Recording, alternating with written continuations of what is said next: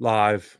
Good morning. Good No, morning. no. Good morning. Good morning. Good morning to you. Count. No. Okay. Daddy bog. Ridiculous. Well, I got back a little later last night from trip to quick trip with Angelo Kelly and his son to Phoenix. Nice. Yeah. So on Sunday morning we left. Pretty uneventful. I mean, it was a 6-hour basically drive, but it went pretty uneventful quick. And we arrived when we got there at Mike the Ingroove's home. We went directly to his house. What's going on? Can't take these interruptions. I'm sorry. Norman is letting us know Dick Cheney died. That's if you wake up and watch the news, that happened. Yeah. That's so 5:00 this morning. Yes. If we all went hunting, who would get shot in the face? Okay, getting back to it. We arrived at the Ingroove Mike's house, and he was nice, very nice. We came in, showed us around a little bit, and then we went into his listening room, which he's shown on his channel, and we listened to some records. Angelo Kelly brought a lacquer he had cut when he had his record mastered. Nice. I won't go into the specifics. I'll let Angelo talk about the specifics. But we listened to like 3 of his songs, and they sounded very good. But mainly, the first thing that Mike played for us, well, he played a couple albums, but he mainly played this album that he is exclusively distributing, and he made a video about it. This Benny Wallace French postcard. This is a record that Benny Wallace, who's like he's a 78-year-old jazz saxophonist. I have several of his records. I would say his records are what you would call cheap heat. They're really good and they're cheap and they're great. So Benny decided to start his own label. The name of the label is Backcountry Jazz Records, and the proceeds are it's a nonprofit. Basically, he started the record company to be a nonprofit. He's big into music education. So he recorded this album. Here's a pic on the back in New York. There he is right there. And Kevin Gray mastered it out here. And it's pressed at RTI. And it sounds amazing. I mean, when he played it, it was like, yes, you got to own this record. And it's like $37 exclusively from the Ingroove. I just got home later last night, so I haven't had a chance to listen to it. My copy. I listened to it on Mike's crazy Wilson speaker system. And it really is an awesome sounding record. Yeah, so Angelo was there. And it sounded great, right? This sounded killer. So I bought that from my. So, and we hung out, we listened to a bunch of stuff, and then we all were going to the Phoenix Suns versus the San Antonio Spurs. That was one thing Angelo and his son wanted to do, and we went to the game. We went out to eat, and then we went to the game, and it was great. It's a packed arena. I've never been to that arena, although I've been out in front of it a bunch of times, and I would say that's one of the nicer arenas I've been in. We had really good seats. Unfortunately, San Antonio lost, but it was a good game. It was fun to watch. And then we went to the hotel, and then the next day we went to the Ingroove to go because I had never been there, to his current location to go looking at the store and being shown around. I took a picture. There's that famous electric recording company record that he with the Sharpie that he had framed. Uh-huh. That was funny. I shot footage. I'm probably gonna make a video And I also got to meet Leland. Leland came and met. It was nice. Leland's in the chat. He came down. There's a picture of me, Angelo, and Mike. Nice. And Angelo picked up a really nice copy of Cool strutting. Yep. I'll let him disclose what he mainly got. And there we took a picture out front. What? We took a picture out front. In my uniform. I'm wearing my uniform. That's my uniform, everyone. Because I've never explained why I wear all the track jackets all the time, but when I go out looking for records, I get dirty. I took videos, and I actually went hunting. He's very proud of his bargain bin. Mike's very proud of his bargain bin, so I pulled out some good records from the bargain bin. In fact, he told me, so I've been looking for this record. Let us go into the house of the Lord. Not a religious person, but it has this song on it, Oh Happy Day, which I like that song, this version of it. But Mike told me that Hoffman says, and if people know this, confirm this. Steve Hoffman in his forums have said this record company, it's like audiophile stuff. Century Records on the Dimension 70 recording system. These are all like audiophile records. Does anyone know that? No. You don't know that? No. Angelo Kelly and I did go to one of the Zia location, which is a chain of record stores. Like? Zia to me is like, remember Spencer's Gifts, or Oz, that was a chain here in LA, meets a record store. So they have a lot of the tchotchkes of pop culture and cards and all nonsense, but they sell records and use records. They have their own exclusive pressings. Did you know there's a Fear the Record 3 LP version that's come out? Did you know that? No, I did not. They had one of their exclusive, I'm sure it was a color variant. And I found, if anyone knows this FMP label, it's an avant-garde free jazz German label. I found this FMP record, The Dawn of the Dashman.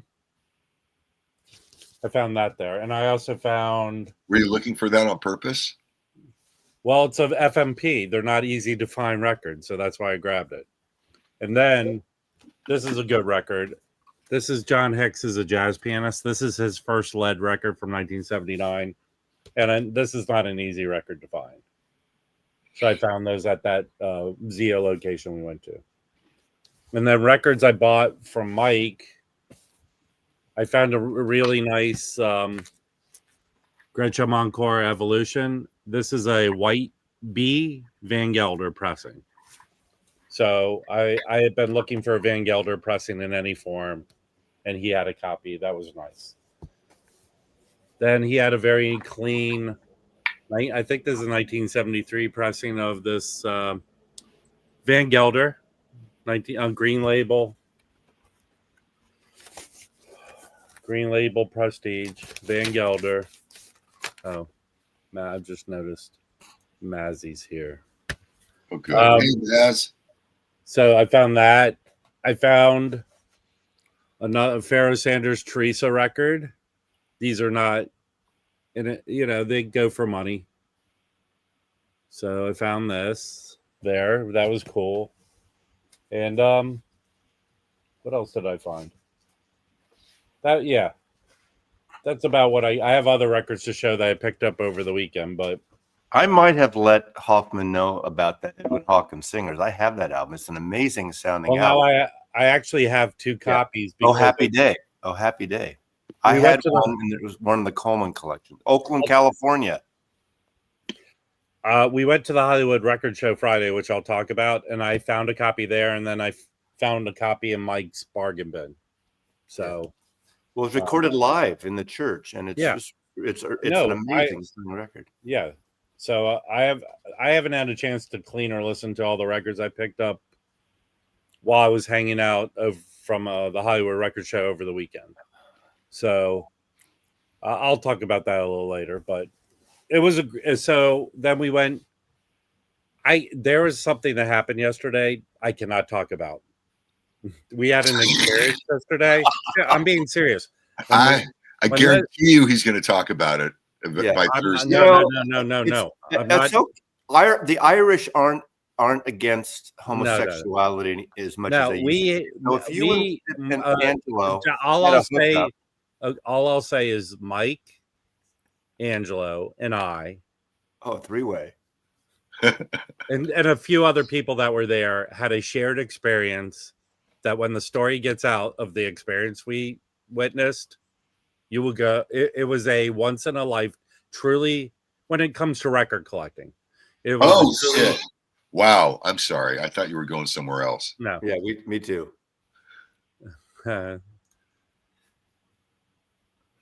Yeah, well, I'm sorry. I'm a big person, but I can't wait till this story gets out. That's all I'll say. So, okay, who would let the story out? Just give us that. Ingroove, it's his story to tell. It's not mine. Okay, well that's a good. Okay, Thank you, Shane. It's his story to tell, but after he tells it in a public way, I will give my 2 cents of mine and Angelo's. Did some big celebrity show up aside from Angelo in the store with you? Yeah, Leland. We met Leland. Well, no, I mean it's not about. It's not us. Mazzy.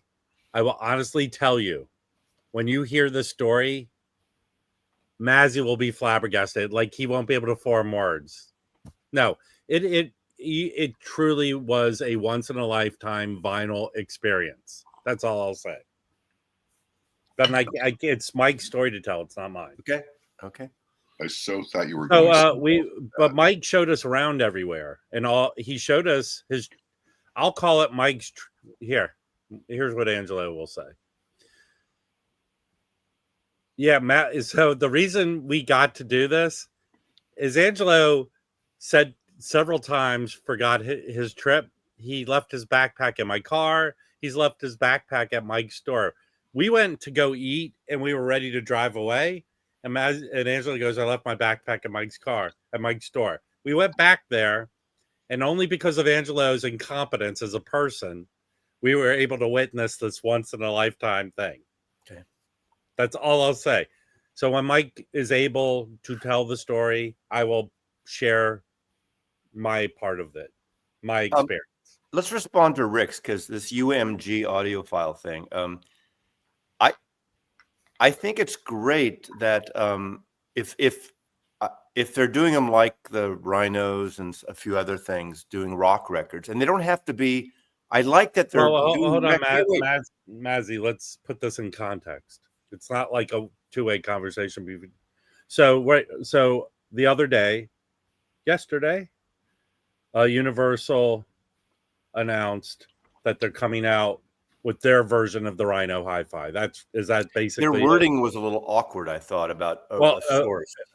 I mean, we can critique it. They came out with a title for this vinyl file. Yeah, that's got to be the worst title. That was a very poorly thought out choice. Yeah, I agree with that. But it's good they're doing it. And the thing is, they don't have to be, quote, audiophile records to just want to make great sounding records, whatever it is. I think if you get wrapped up in the, quote, like everything's got to sound like fucking Steely Dan. Yeah, but Mazzy, to their credit, they've had success with coming out with, even before Rhino Hi-Fi. They're the ones who put out the Tone Poets. They're the ones. Well, that was Joe Harley. No, but it's their company. Well, it's their company. Yeah, they have. Blue Note gave them the permission. Yeah. They have experience with producing a successful line. They were the first, right? But they didn't have people before to do it, to follow it through, to allow them to do it. That's why some of the releases, you'd never know what was what. Nothing is labeled. So it actually is a good idea. They're doing it. And sure, Velvet Underground's not a, quote, audiophile thing. Now, that's interesting. They're doing these records because, Chad's been doing. How's this record known? I like that record. That's one of the last two records they did. And it's not. But audio-wise. It's a good sounding record. I wouldn't. See, that's the thing.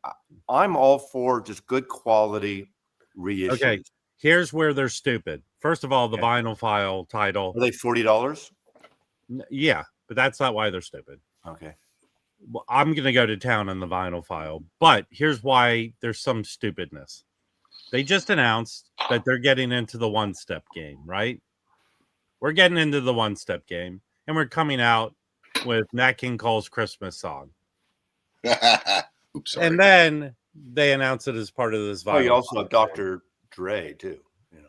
Yeah. Yeah. So I don't get that they're doing the same Well, time. all I will say about that, Nat Cole records sound amazing. No, listen. Yeah. Here's a case where a really well recorded record will always sound great. I have, in my experience, those Capitol Green Label 70s reissues. Everyone I have sounds excellent. Those sound really good. And that's the version I have of the Nat King Cole record. Well, let me ask you this, because I don't know. I didn't dig deep, so you can answer me, Rob. I have questions. Is this going to be only direct to consumer, or will they be in stores? Now, we talked to Mike. As far as Mike, I think it's direct to the consumer right now. Okay, so but maybe I'm gonna make a wild guess based on the way things progress. Is like they'll with Rhino, available. they spill over into the retail after they do their initial run, maybe. I mean, the success of the Tone Poets are not that they were direct to consumer, right? Well, we heard. Okay, we went to that John Lennon show a few weeks ago, that listening party. Mm-hmm. The guy there from Universal, they do that Verve series that are all analog. So they're doing already that new Verve series. What is it called? Verve by request, or I don't know. No, I think so. They're doing the Verve version of the Blue Note Classic. Yeah, and he mentioned they were doing some all analog stuff. So maybe this is what he was inferring to when he was at least he's speaking to me. I thought you were there too when he was talking. To me, this is bad news for what's his name up in Washington State. Intervention. It's bad news for the third party you're talking about. Yeah, the high-end audiophile reissue little guys. And I don't see how it's good news for Chad, or I just sort of see the labels going from, we don't want to have anything to do with this shit, go ahead and do it, to, oh no, we're going to do it now. Right.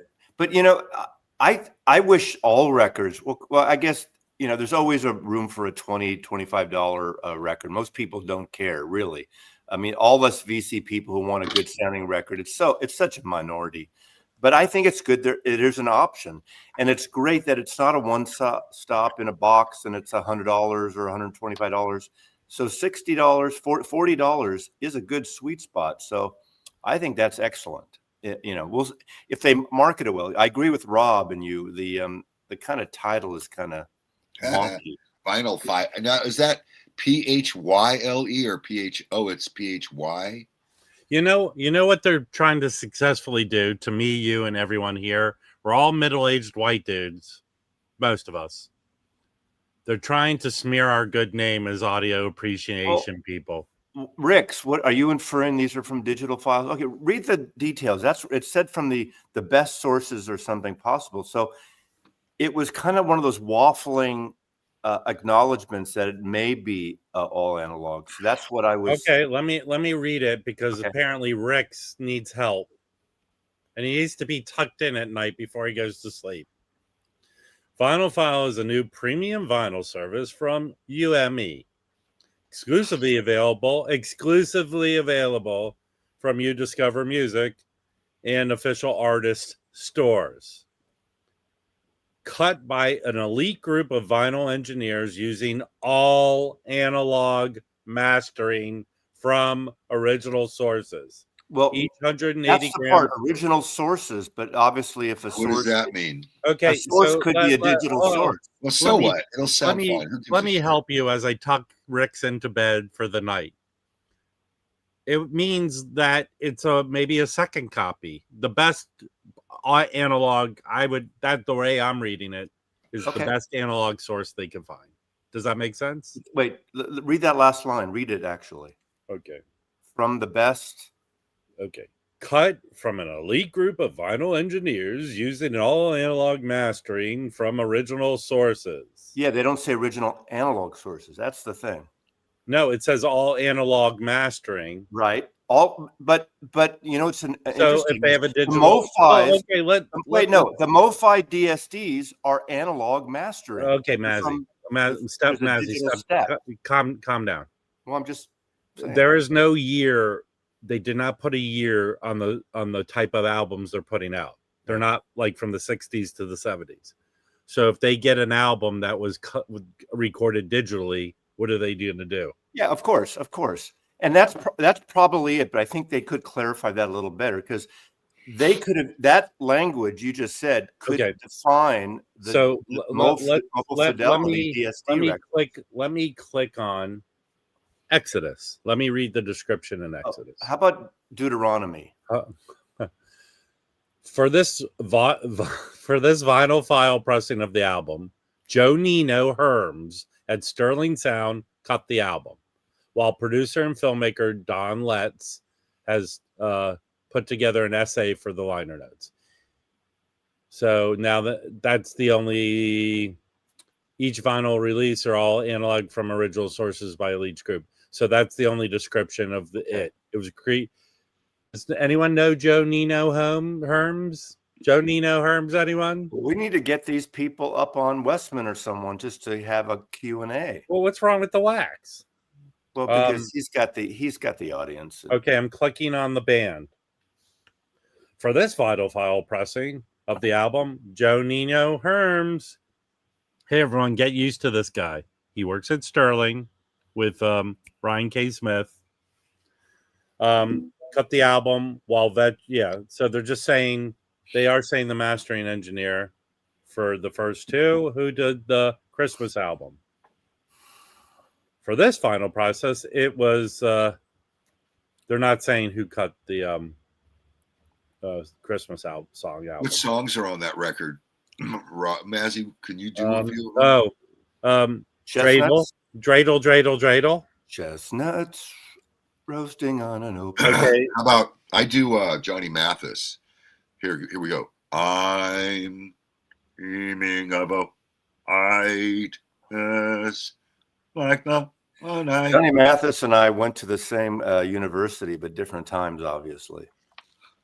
Yeah, have you seen him lately? Johnny Mathis and I use the same restroom at the Hollywood Bowl, but not. Okay. Well,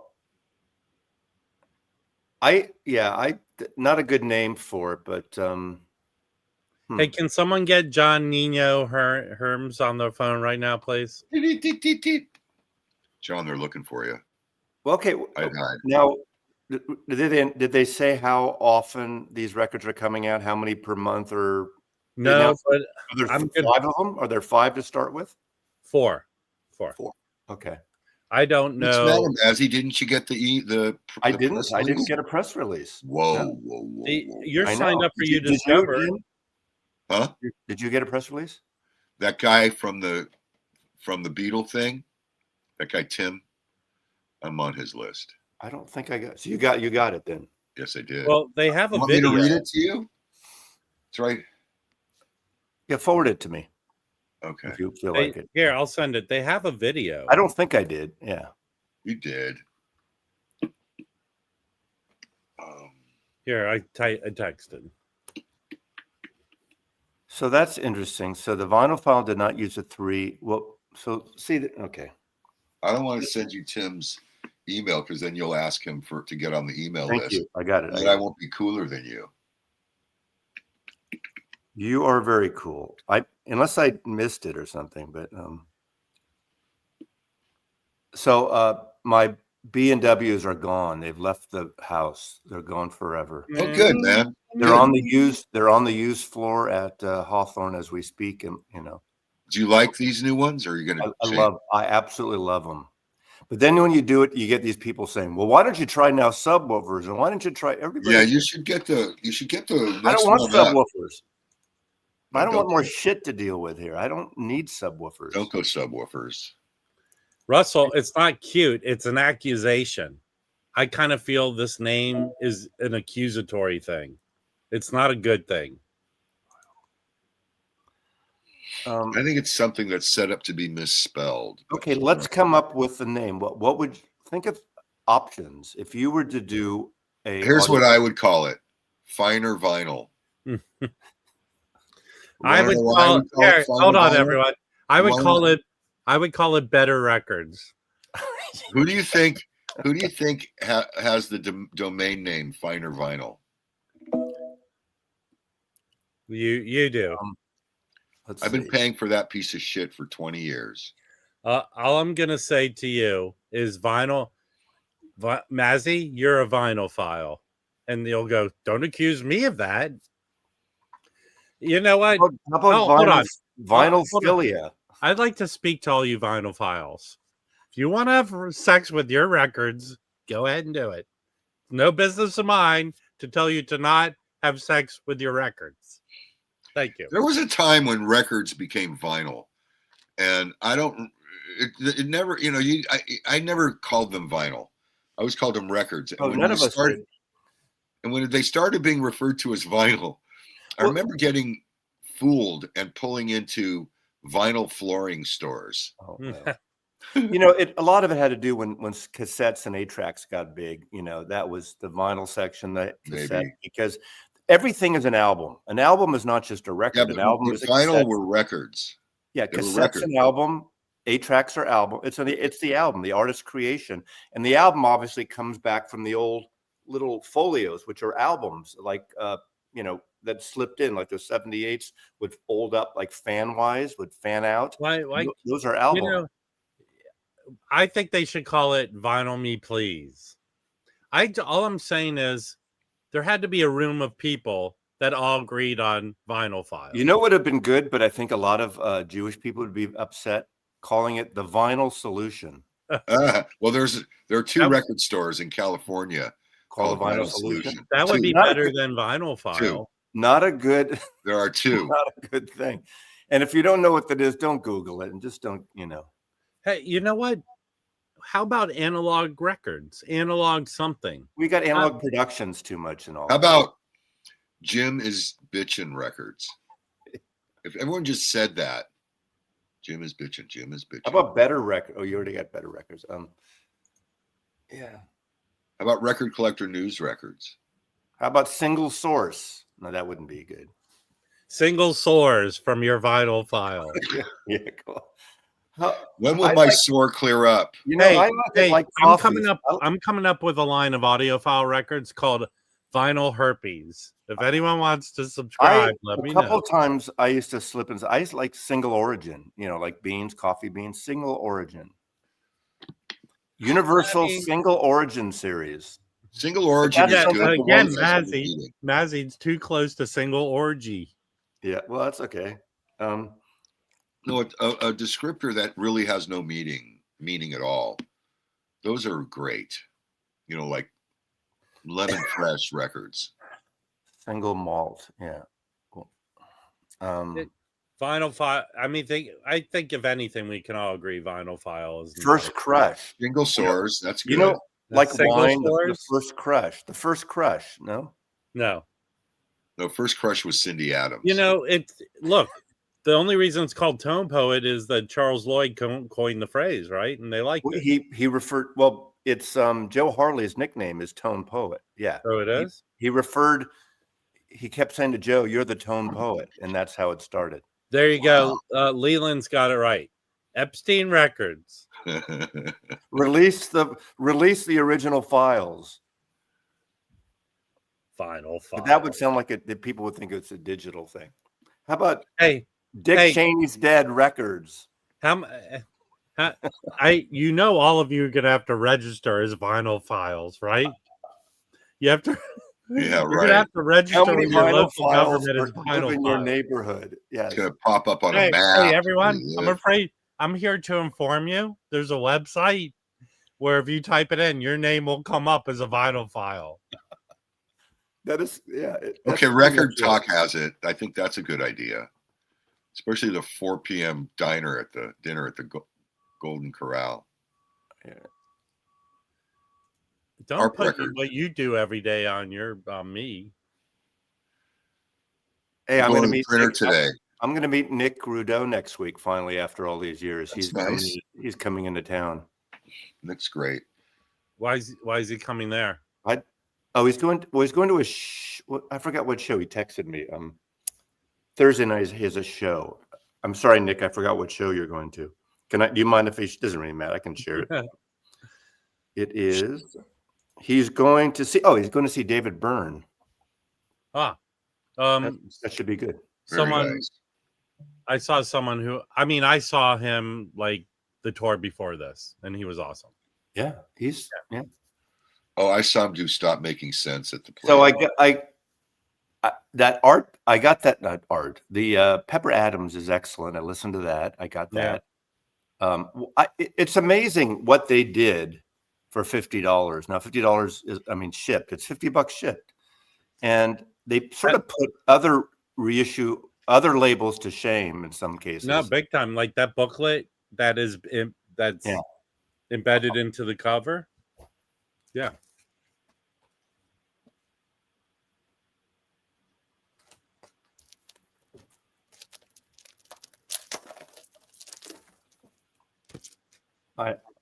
This is one thick.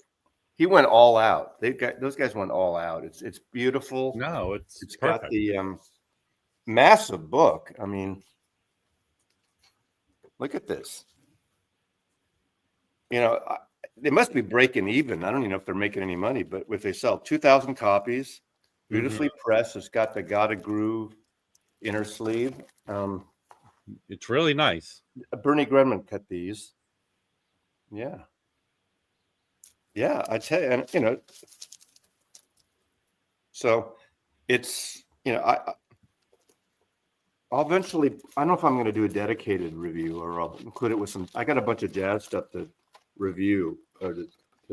I do a review. Yeah. It only means they can put out more. They can put more shame to the vinyl files and the tone poets by. Well, I think it's good for us, the vinyl community who make videos, to support, if you like it, to support indie projects like this, because it takes a shitload. I couldn't do something like this, to put this together with licensing, especially a novice, and he's never done anything. They've never done anything before. So, for a first release, doing something. Hold the back of the record. They're Gaumont. That's the name of it. Let me see if I can. Yeah, and then WC, the guy who has the channel, what's his name? I'm sorry, Chris is involved with it, but he came on. I don't think he was initially involved. It was the other guy's idea. I should read this. I don't remember his name. I'm sorry. I'm gonna share a link to it. Yeah. I tell you, 2,000's a lot, but that'll go if it gets promoted a lot. I think this would be a good Christmas Hanukkah gift. I'm going to do, I do it every year. I do a couple of, I'm going to do a gift guide video, basically box sets and records, not necessarily the best of the year, but I think would be good gifts for record lovers. I did that the last 2 or 3 years in a row. And it's obviously, it's a subjective list, but some people don't know what to give their partner or their kid or parent who has everything or doesn't have everything. So that's really good. Yeah. It's fucking heavy. And the pictures and the booklet and how it's basically a book, the way they made the cover. And the book scored here. I'm not always a fan of when they tip in a book where it's glued in. Yeah. Hopefully this will last. Because I mentioned in like the Bruce Springsteen, that's what's interesting. This puts the book in the Bruce Springsteen album to shame, because that's a tipped in book in that box. This is amazingly done. If they did something like this is like those records in the 60s when you were a kid, like the high-end Disney Fantasia or something that would be really heavy stock. Mm-hmm. It's Pepper Adams. You're saying who's that? It's is that what you're good. Yeah. I've seen an original of the record before. And it's been reissued in a couple different ways. So, but this Hey, is all, Rick's. Very few people are getting 200 grand a year at record companies, like, unless you're like the CEO, and you're getting millions, or I mean, maybe even the A&R guys are not getting that. They used to in the old days. hey, look, Ian, I'm not going to be in DC for Thanksgiving. I'm not going back. I'm going back for Christmas. Sorry to inform you that. What Maybe else? I thought in my mind's eye that you were going to be there. Listen, my probation officer said I'm not allowed to hang around with vinyl files. It's not. Yeah. It doesn't look good for the courts. I'm going to give you a little plug here, because Wednesday, Tuesday, tomorrow afternoon at 4:00, I'm doing a Whatnot auction. I have some of the stuff up there, but I think I'm gonna sell off my the two rare now Bob Marley UHQRs, because as good as they are, and they're fantastic, I don't play them, and I have other older copies that when I want to play it, it's close enough. But those are excellent records. Those are the ones that are out of print, the 33s. So I did get those two, and there's going to be more added to the Whatnot. So Why Wednesday are afternoon, you 4 p.m. getting rid of them? Do you have regular versions of the? I have regular versions that are nice, and as much as I play them, I love them. But I'm really getting off that really kind of precious whole audiophile thing, unless like a Tone Poet's the perfect, and the Rhino hi-fis and the reserves are the perfect area. I mean, the perfect level of audiophile. I don't need the big, other things. What's the update that Chad posted on Marley UHQRs? You're teasing us. He said, post an interesting update. You post that, but you don't tell us what the update is. Maybe he knew you were going to whatnot him, and then he put out a bunch to lower the desire for the rare copies. Leland, what is the update? Yeah, Leland, speak up, man. I tell you, what's really good is the reserve, the Chris Belmont cut of Excitable Boy, the Warren Zevon. It's better than the MoFi, I think. I like the MoFi, but it's a double 45, and I'm going to keep that because it's one of my favorite albums. But the reserve is great, and it could be better than the original. The original is excellent. It's just different than the original. So I don't think it's necessarily better, but it's very different, and probably if you're an audiophile, you'll like it. Abbey Road is in Press Records. Hold on, I have. What? Okay, Novice Nick. What about Abbey Road pressing of Bob Marley? They don't press records. No, they did Abbey Road pressings of the Bob Marley catalog. They did. Remember? They don't press. Okay, they don't press. Let me re. You mean the half-speed masters? Let me revigure Mazzy's brain. Well, they don't press records. At one time, we shared a relationship with a very nonsense-filled YouTuber who one of his first videos I remember was he reviewed the Abbey Road pressings of the Bob Marley catalog. Remember those? Okay. Well, they're the. Oh, I know what you're saying. The Abbey Road cuts, the Miles Shoal cuts. Yeah. They do cut the records, but yeah, I get it. Thanks, Nick. Yeah, they master them, but they usually master them digitally at Abbey Road. They very rarely do all analog. Are they all analog cuts now, like the mono album, Nick? I have to find. I somehow and how much are those? Are they $40? I got in my possession a Record Store Day record, and I can't say how I got it, but it was not sent to me. So I feel free to show it. I just got to find out where it's at. Okay. I did not.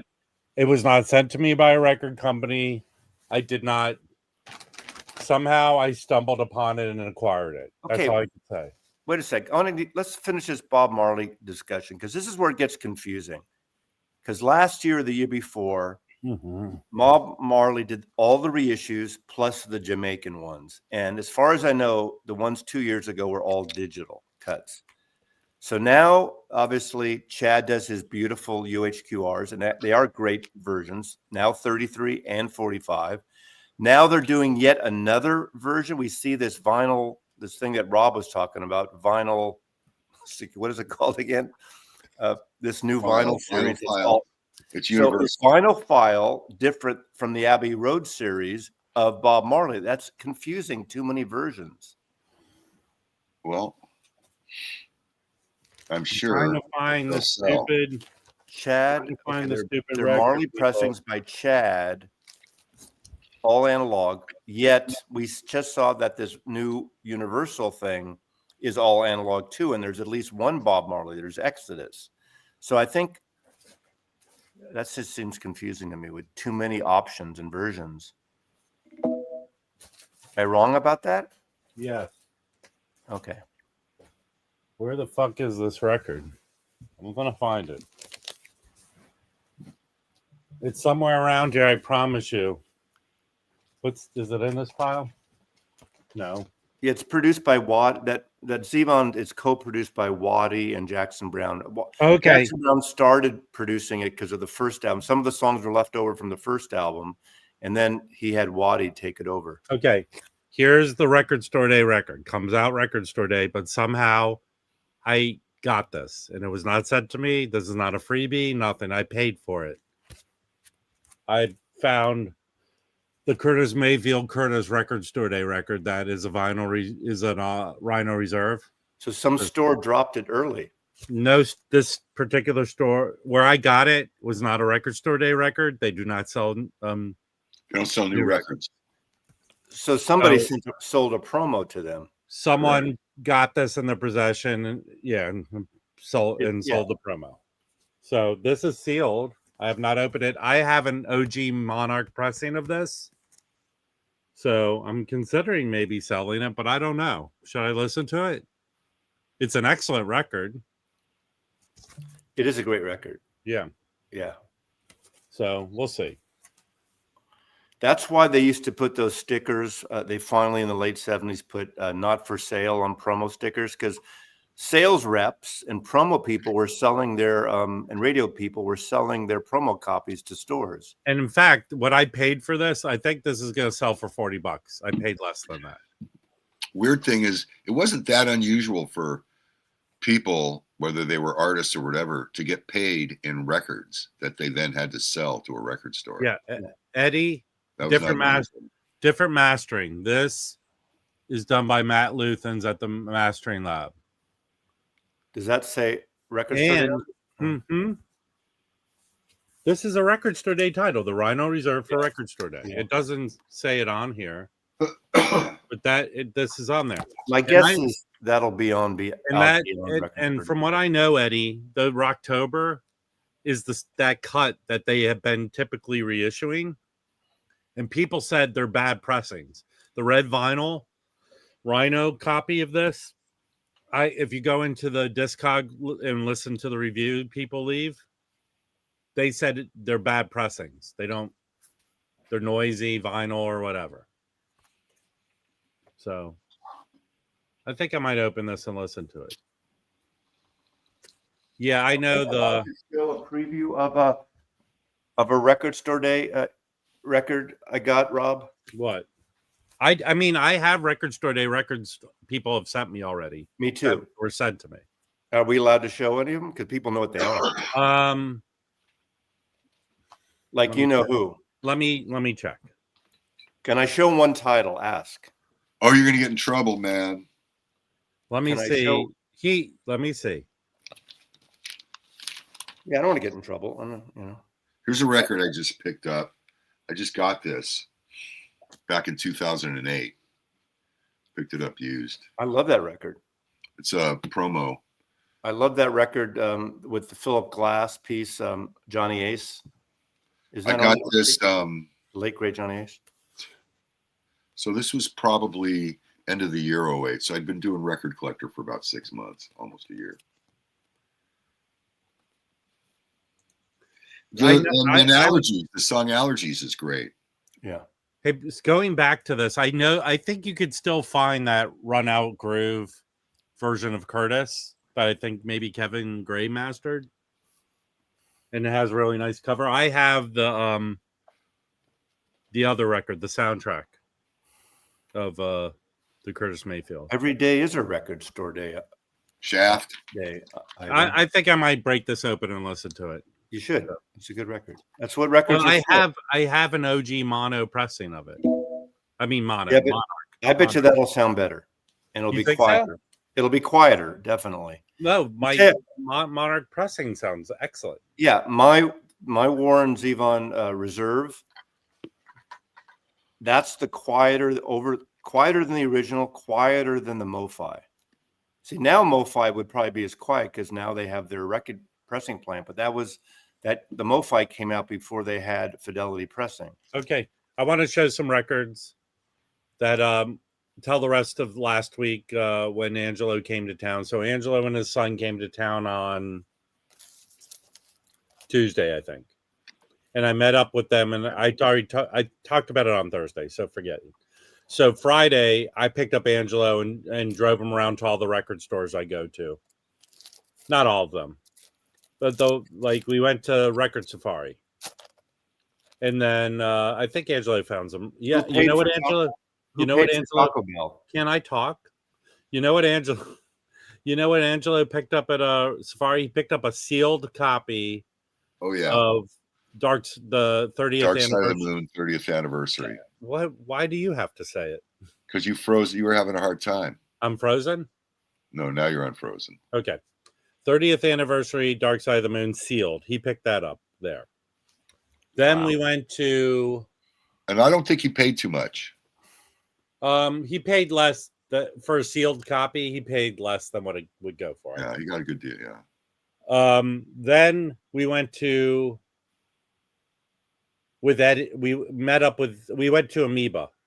No, we went to Atomic and met Eddie Perez. Eddie Perez was in town.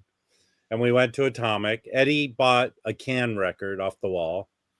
Right. And Angelo, I think, bought something off the wall. Maybe he bought 2 records. Angelo will tell his story. He showed them. Did he show them? He bought a couple of hard to find jazz records. That's what I remember.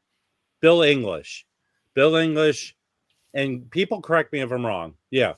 Bill English, it was a jazz record on Vanguard. Mazzy, do you know how many jazz records were released on Vanguard? Well, they did folky jazz stuff, like the first Oregon album, which is more neoclassical folky stuff. Yeah, this is a strict jazz record by Bill English. Not straight jazz stuff, really. What was the other record you got, Angelo? What was the other record?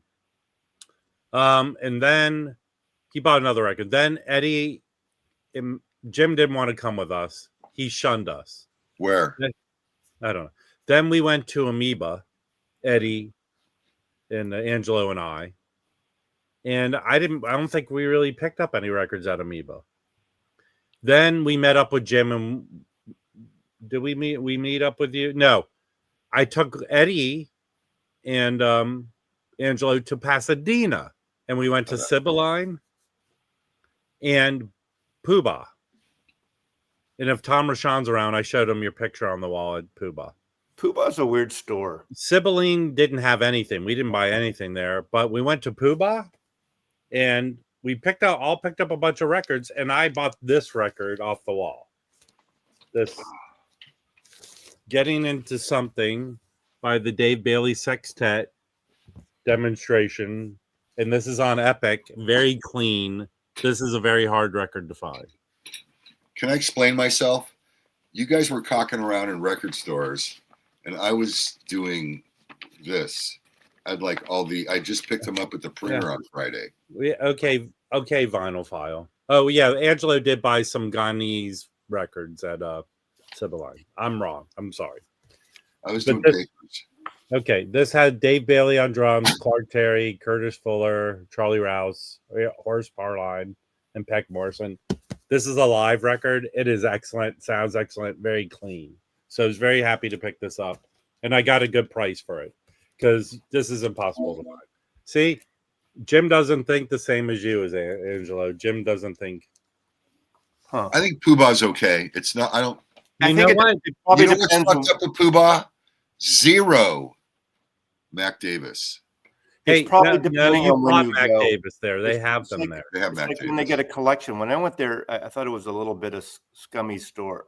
Sorry. Okay, so by the way, this is how much Jim. They didn't even know Jim had a Thank you, pig. Mazzy. Huh? They didn't know Jim had a pig at Poobah. No. Then They found out that I have a pig. I hooked. Then we went to the Hollywood Record Show, which was a piece of shit. Sorry, guy who does the show. And I feel for everyone who was legitimately there to sell records. One guy who I've seen at other places, right from the get-go, had the most sour look on his face. I think they were sold a bill of goods that was never ever delivered. Well, But- no. Plus, it was Halloween, and was it Game 6? Oh, I the don't World think that. Series. I mean, personally, I I don't know if do that think matters. that affected it. Oh, World The- Series, absolutely. The loner And losers who Halloween. go, all of us all us videophiles who go out and buy records. Yes, that's true. But there are 7 So let guys that have a oh. life that also collect records. And they actually, didn't show up. I did pick up some records I picked this record up at Atomic. Does anyone know this band? No. The Fanes? No. This is an 80s UK garage band. And it's a desirable record. It goes for a little bit of money on this DTT record. Does anyone know this band?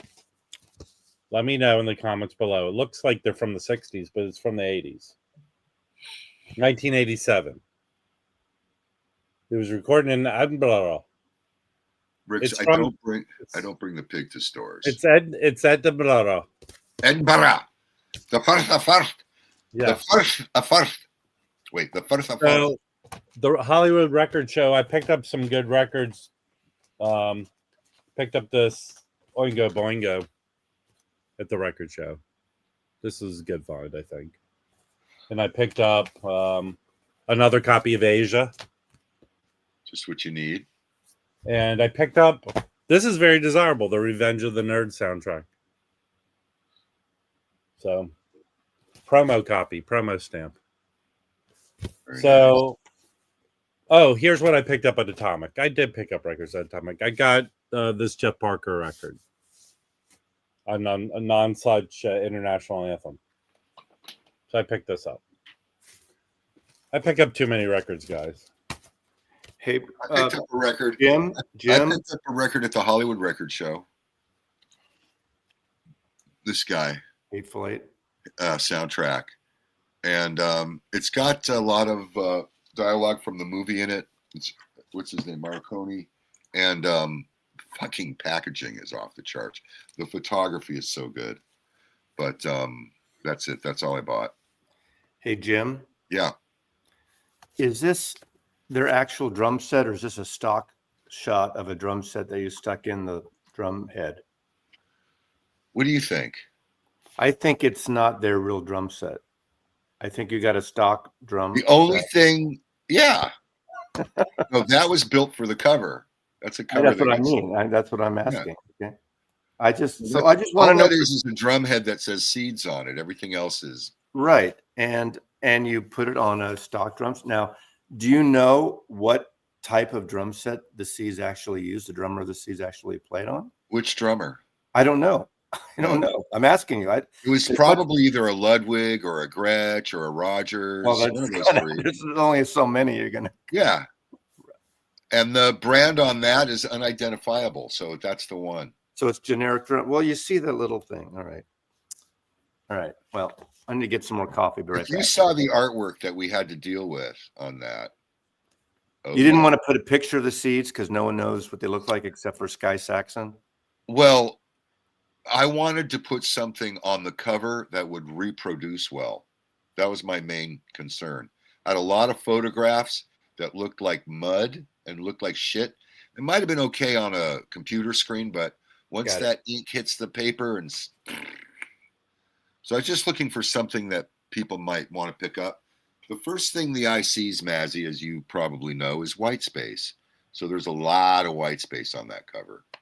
And people are like going, oh, the Seeds, which at the Pasadena show Sunday, I met the bass player for the Seeds. How? He was sitting with one of the dealers. Hey, how was the show, by the way? The flea market. I think it was okay. It was a gorgeous day, and I got there early, and I left kind of early, and the parking lot was getting fuller and fuller and fuller. Were there a lot of dealers there? No. Really? No, there was some missing dealers. Do you think they were at the Hollywood Record Show? No.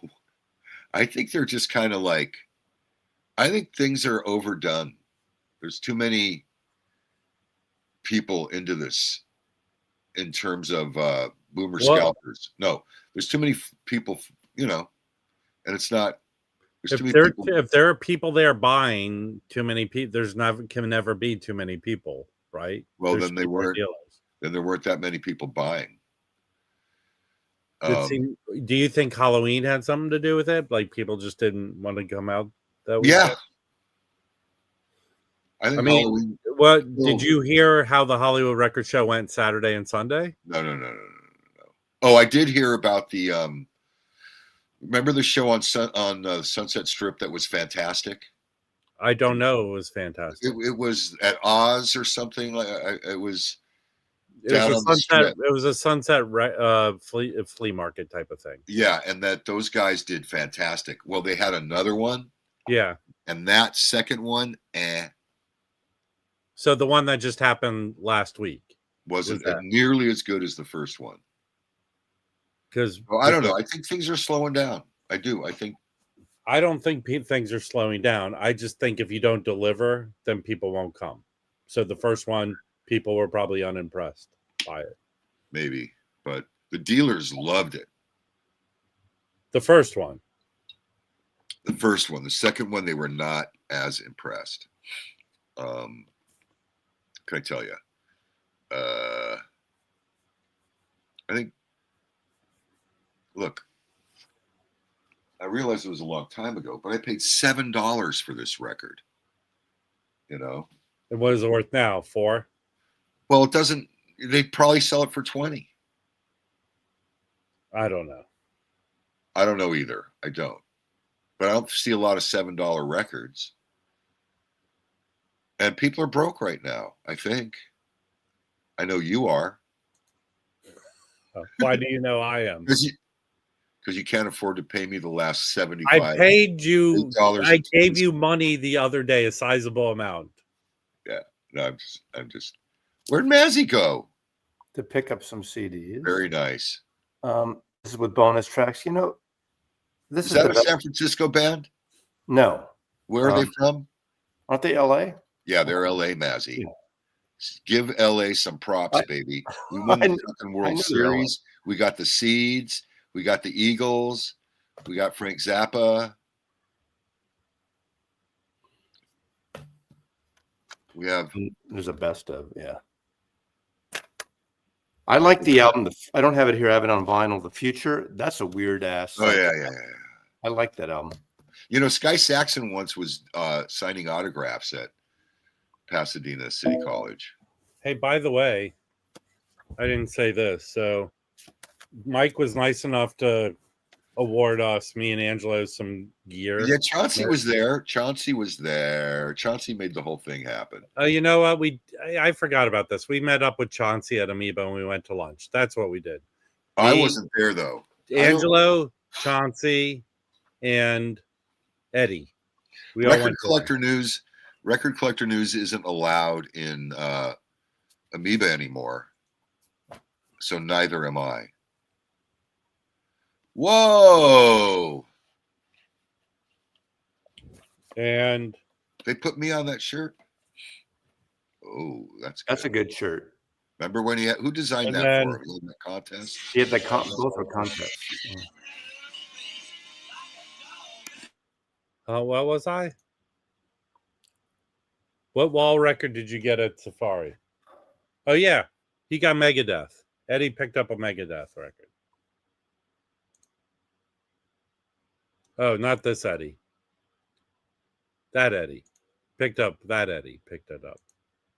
There's no other Eddie here. Eddie's Records. Yeah, I'm wrong. Man, I got back late last night. I'm a little fried still.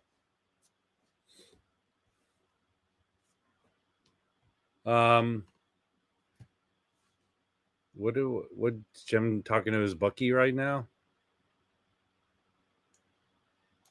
What's going on there? Can we read his lips? What's this? Amoeba needs to move with the times and let print media. Hey, everybody. They don't. My wife reminding me that it's my son's birthday today. 35 years old. Sam. Trying to get him to make me. He's got a machine shop up in Ventura. Anyway. 35. Happy birthday, Schmillig.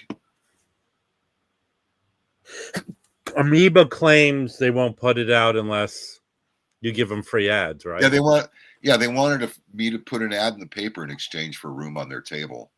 And for a while I did, and then I couldn't afford it anymore because paper is very expensive and I didn't want to have to go up 8 pages. No, they say a certain type ad. What if you put it like a little tiny ad? They wanted a big full page ad. Yeah. So, and then I said, how about a smaller ad? And something happened. The line got disconnected or something. And we haven't been able to connect since then, although somehow, rather than not put papers there, someone dropped off papers anyway, and they asked me to move them. Who's someone? Why do they have to ask you to move them? Why don't they just take them and throw them away if they don't want them there? Yeah, they didn't, and they've been under the table for 2 months. Apparently, there's from what I understand, stack like that big. You know how they do the you know how they do the header cards for what's in my wallet? Yeah, I mean, what's right. Not what's in my wallet, what's in my bag. You should have one. It's the Record Collector News and stick it in the R's and stick but 10 of them in there. Oh, that'd be funny. That would be funny. They would probably come after me if I did that. Well, they don't know you did it. I'll do it. Okay. I just want people, when they pay, I want people to go to Amoeba, go there, buy shit. And when you're paying for it, ask the cashier, where can I get my free copy of Record Collector News? That's all. Listen, you reacted horribly to my suggestion that people just email Amoeba. Who looks emails? Yeah, that's old school. They do. Everyone does. Then I would rather have it come from their cashiers. People are asking me, it's not going to work, but whatever. They are cutthroat, those guys. They're like, they're serious business. They don't fuck around. What's that guy's name? The owner, Joe, actually is a good, Joe Goldmark. There's 3 guys that own that place. Yeah, Joe Goldmark. They're nice guys, but they don't fuck around. Joe Goldmark has put out some great albums. He's a pedal steel player, like one is cover of Beatles stuff. He's out of San Francisco. Maybe that's why. But he used to be my ally there. Now he just decided he's in the Bay Area. So. Eddie, what, you washed the covers? What did you do?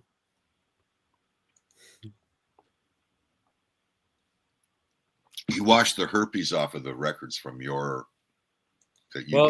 Who got caught up in the herpes monkeys that escaped? Did anyone see those?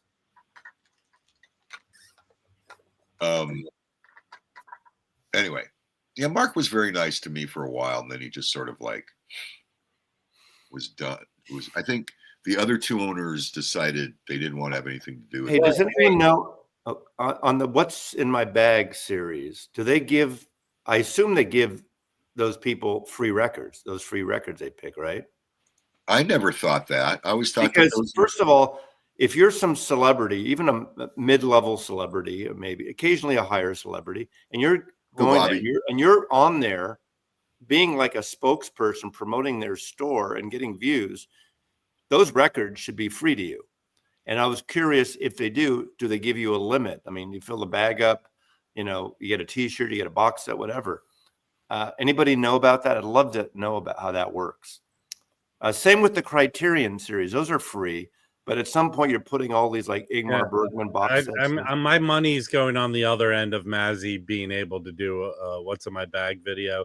I made one with him. Yeah, no, and then Well, I'm not going talking about into me. I'm not talking about me. I'm just talking about do the artists, musicians. They should get something free for taking the time doing it. I'm sure they get to keep what they pull.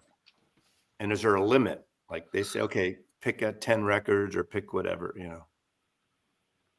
Listen, I'm going to break this to you, Rex. If they asked you what's in your bag, they're probably accusing you of shoplifting. Exactly. As you walk outside with the beepers. Yeah. Yes. Yeah. No, I'm not known enough to do what's in my bag, you know. You did one. We made one. We It did exists. we did your Wow. version. Yeah, we did our version. But you know what I'm talking about. Hey, I can't get over their GoFundMe. That's what, maybe they give the fancy people free shit and they pay for it out of the GoFundMe that Chance and everyone contributed to, where they got half a million cash. It was good for them. That worked out very well for them. Yeah, Don did a good one. But he works up the hill. He works literally You at can walk the there. He usually, I think his office is in the Capitol Tower. He used to be. I don't know if it still is. Any tariffs on my? Yeah, you know what, Bobby? I just sent some papers I have a few subscribers in Canada, and I was just informed that Canadian Post is on strike, and that my papers will make it to Canada. But how often are they on strike? They seem to be like every year on strike. This happened like what, a year or two ago? They can't strike here in the United States. We will assassinate. Well, we have basically the government shut down. We will have them killed. So am I allowed to show this record, Rob, or not? He hasn't returned back to me. Well, what are we officially? How many days away? We're 24 days away. It's probably too soon. I mean, it's on the list. That's the thing. And they're announced. So yeah, you know what? Okay. But I haven't listened to it yet. But this is something I'm very excited I only have. He sent me 2 records that are coming out for records. I'm very excited about Don't this. share anything you haven't listened to. No, it's just show it. All right, that's a big trouble carrying. This is his. It says here it's his final concert recording. I believe you, Brad. Let's do it. I hate unboxing, so I'll just do a little slide thing. Okay, it's a double album. Let's see. Let's go through it. It does have polyline sleeves, and it's a beautiful black vinyl. Looks good. It's cut by Jay Powell, he's pretty good. It's flat. It's got a nice. Interesting, he got the rights to it since they're still part of Warner Asylum, I guess, or Rhino. I don't know what it says. Is there a booklet in there? Open. Take the plastic. It's a gatefold.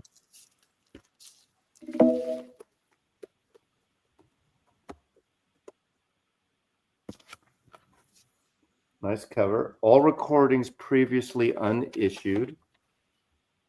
There's the liner notes. Let's see what it says here. Okay. Recorded the Edmonton Folk Festival. Vocals, acoustic guitar, harmonica, piano. So it must be like the what's the live album they put out recently? It just reissued finally. Learning to Flinch. It's that type. A lot of 12-string guitar on that. Mastered by Michael Graves at Osiris Studio, LA. Yeah, Michael Graves is a Grammy winner. Okay. Art direction design, Greg Allen, Adam Unger. Front cover photo, Scott Salmon Allen. Inside photo. Okay. Special thanks to Ariel and Jordan Zevon. That's his kids. Okay. Producer, please forgive the tuning issues and other technical snafus inherent in the recording. We've done our absolute best to marginalize or eliminate audio anomalies. So I'm sure they did a digital working on this, but look, I'm looking forward. Big fan of Warren Zevon, even his live stuff. So this is exciting. Double record set. It's got, all the songs you'd expect. Detox Mansion. I was in the house when the house burned down that he sings with Bruce Springsteen on the last album, Lawyers, Guns, and Money. Werewolves. Dirty. Okay, Poor Pitiful Me. So he does a lot of Hit Somebody, the hockey song that he does with, not on here, but with David Letterman. What year was that show? 2002. Now, is that Edmonton, Canada, I assume? Record Talk. Right? Edmonton, Canada? I believe so. Yeah, Edmonton. Is that where the Edmonton? Is that where the Procol Harum live album was recorded? Yes, it is. Edmonton Symphony Orchestra. Right. There you go. So there's a connection. Conquistador, your bum, bum, bum. That's a great version of Conquistador. It's better than the original studio version. I remember playing that for my father, trying to impress him with how cultured rock was becoming, and he just didn't think it was that cool.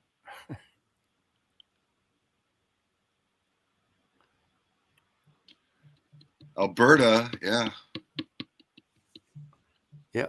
He's never made a bad album, Rix. I mean, he's a great songwriter. There are a few in the 80s that have that 80s sound, like Sentimental Hygiene, but it's good.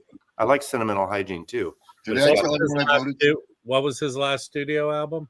What's the name of it? That's the one where he was dying. He does Knocking on Heaven's Door and Into Your Heart. What's the sentimental song? Yeah.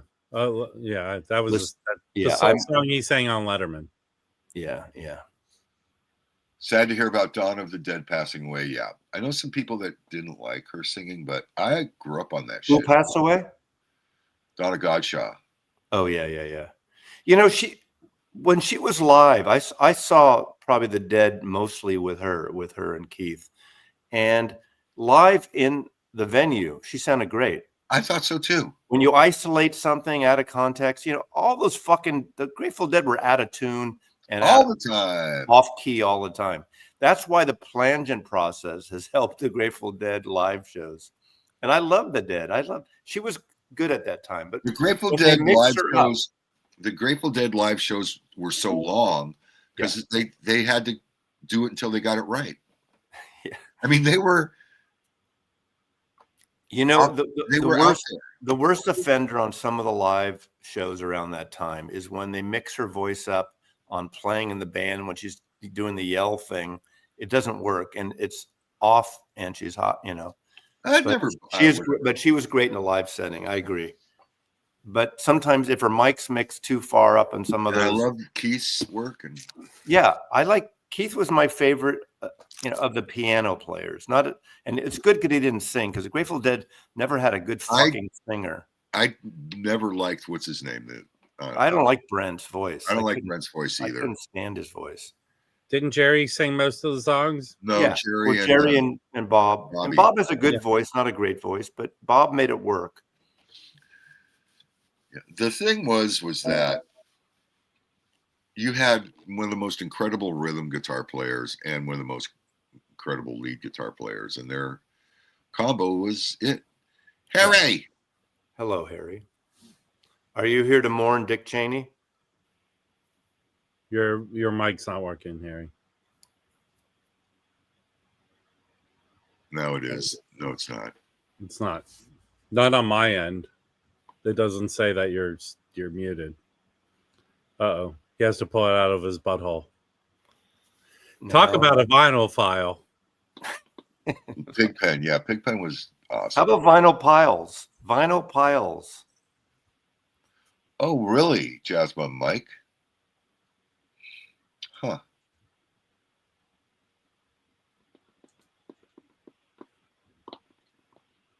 They pull those valuations out of their ass on that show. Cheney did not die by getting They don't pull any of those out of their ass. They're all set up. They put everyone. They hone it down. It's like the auction, or it's like the pawn broker guys. Yeah, pawn store. I thought when is Harry leaving for Japan? I thought he's leaving like this week. Actually, I had to break this. This is Harry's doppelganger. Harry met him in his vinyl file group. Uh-huh. Well, apparently Harry had to restart his computer, I guess. If anyone's going to shoot us in the face with pellets, it's Harry, I think. With what? Pellets? Yes. It's a Dick Cheney joke. Come on. Oh, right. Dan B, 9891. Dick Cheney's head will be kept alive in a jar like Futurama. Okay. I wonder what's his daughter's name? Debbie Is that Cheney. any better? This new technology. Who needs it? Morning, Harry. Good morning. When do you I go to leave Japan? Saturday morning. Okay. For how long? 2 weeks. Far out. So you're going to miss Record Store Day again? No, I'll be back You don't go to Record Store Day anyway, just do you? before that. Actually, Record Store Day this year is on my birthday. Hey, they have it in Japan. Happy too. birthday. We'll celebrate in the parking lot at Silver Platters. So. Now, Harry, here's a question. Since your birthday happens around Thanksgiving, does that affect the presents you get? Yeah. Some years I just get a turkey or a can of cranberry sauce or something, you know. Hey, so if anyone's seen a video on my channel, one of the funny things is Angelo Kelly said to me, I've never had Taco Bell before. Angelo Kelly's a big NBA fan, so he watches games and he sees the commercials for Taco Bell. He goes, I've never had it.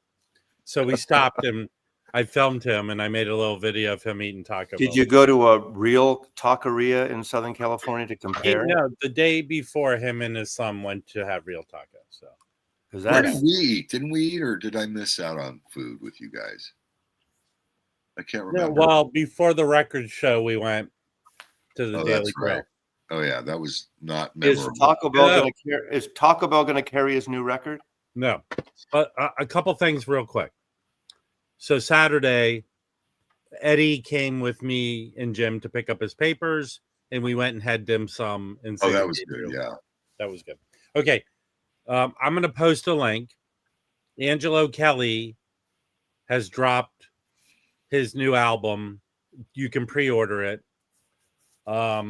I think I'm safe to say, Angelo, if any of you watching now are interested in getting Angelo Kelly's record, it's being dropped, I think, by Universal Germany, but I think you might have a way of getting his record when it comes out. So, Angelo, let me know if we can. Angelo can speak to the specifics how you'll be able to get the record, but I believe it'll be available to people. I don't know the answer to this, but I'm going to take a wild guess, and it's not that I know. So if I get it right, don't jump all over me. Mm-hmm. But is the In Groove going to sell it? This is up to Angelo to publicly. I don't know anything. I'm not, but that's my guess because he seems to do a lot pretty of these much what they talked about last week. He does a lot of these type of things, so it would make sense. Yeah. We'll see. People will be able to get. Here it is. He made the announcement. Go watch Rob's video about Taco Bell on his channel. Yeah, go watch it. Give me some views. I don't watch Rob's videos. Yeah, here's the deal. Either. I didn't know Rob makes videos. Hold on. Either. Hold on, all you people. I didn't know he had a channel. Listen, you're on it right now. There's 170 people watching right now. Madge? All you goofballs who are not subscribed to my channel, go do it now. I never asked. Go do it. Okay. By the way, Rob asked so little of us. There's really. Angelo Kelly's new record, his album cover. Oh, nice. That was designed by his niece. Color vinyl. Cool. And I can tell you, I listened to some of it on Mike's system. It sounds excellent. It's a good record. So also, I'm going to put the link to Angelo Kelly's record. While we're on the subject of pre-ordering things like that, you can get a package for 7 Horse. You can get a T-shirt, a koozie. Why are we talking about 7 Horse? Because you talked about ordering things. You can also order for 7 Horse. Joey Callio can come up and talk about it. Okay, just thought I'd throw that out there. Joey's got something. I didn't get the list of what I'm allowed to talk about. Their record.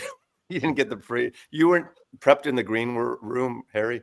That's because you got here late, Harry. Next year, their record will come out. They don't have a date yet. Yeah, you can't pre-order it now, Harry.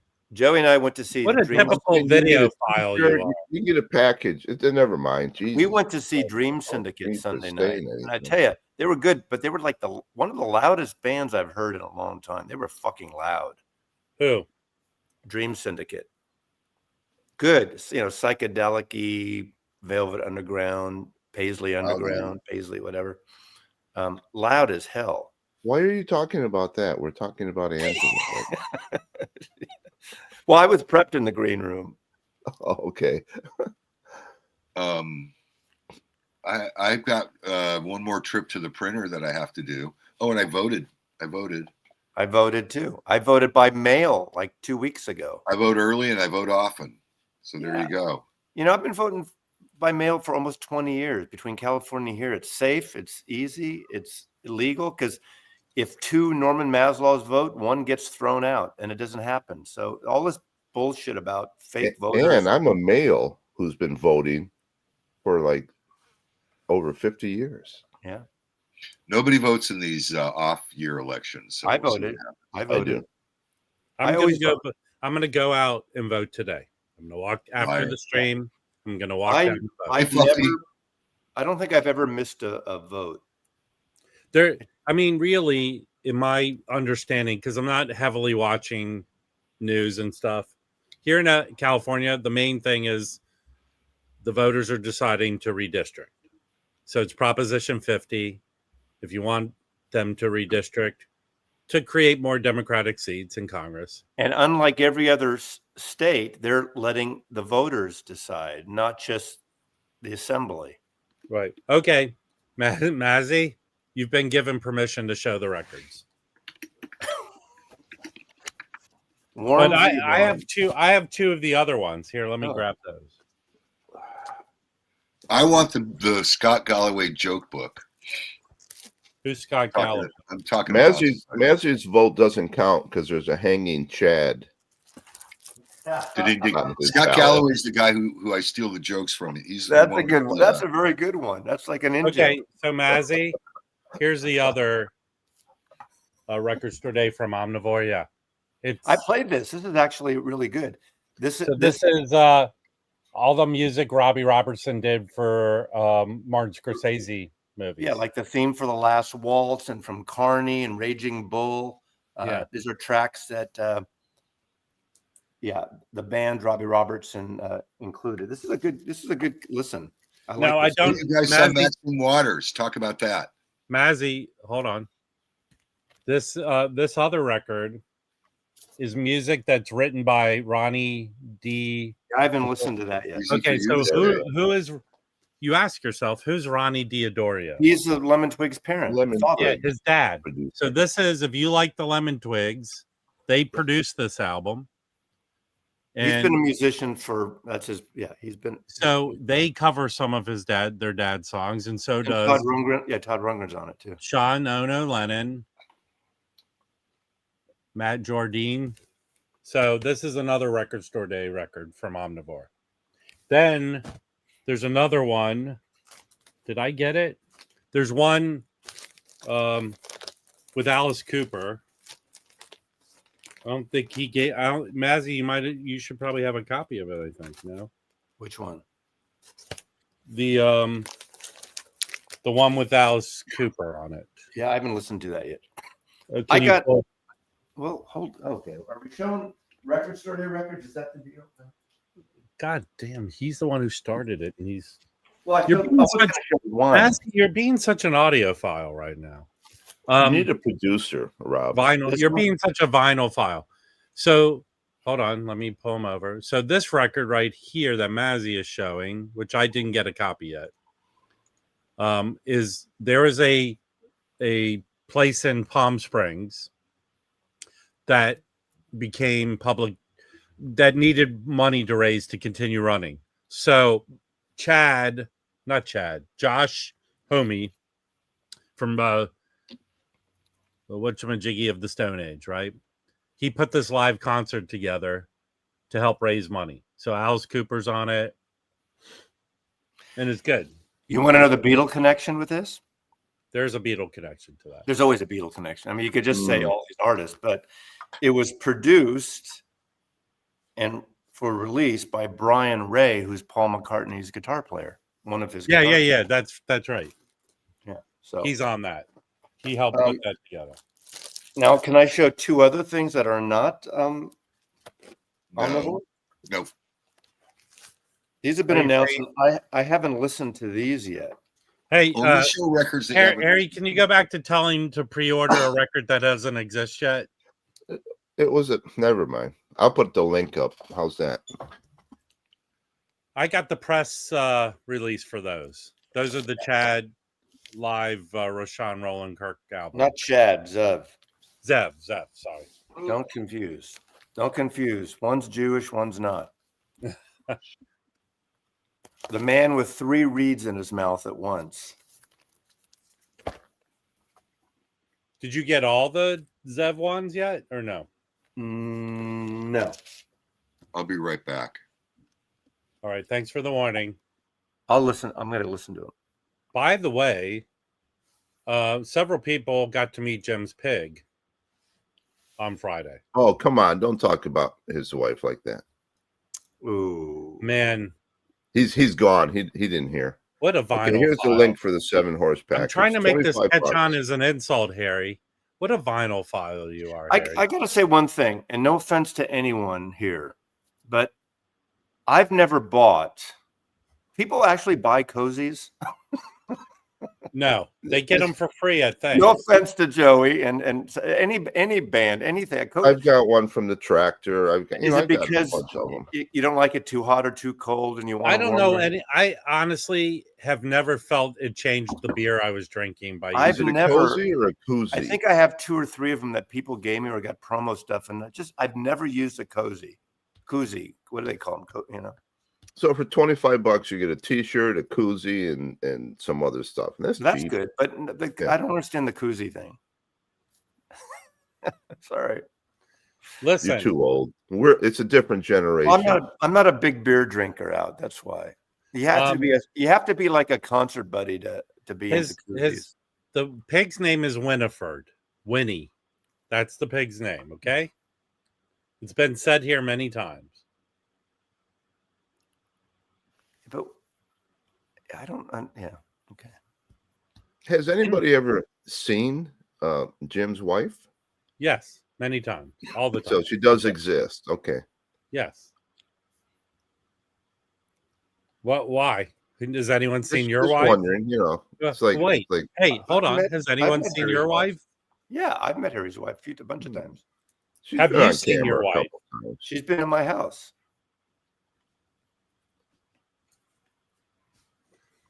How's the new deck working out? Well, it's been raining, so yeah, it's great.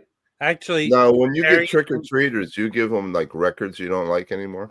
No, what I used to do, I wasn't home this Halloween, but when I was traveling for 5 years every week back and forth on Virgin America from Seattle, San Francisco, they used to give you, if you're in the not first class, the one after that, whatever it was, I would get upgraded because I have so many points.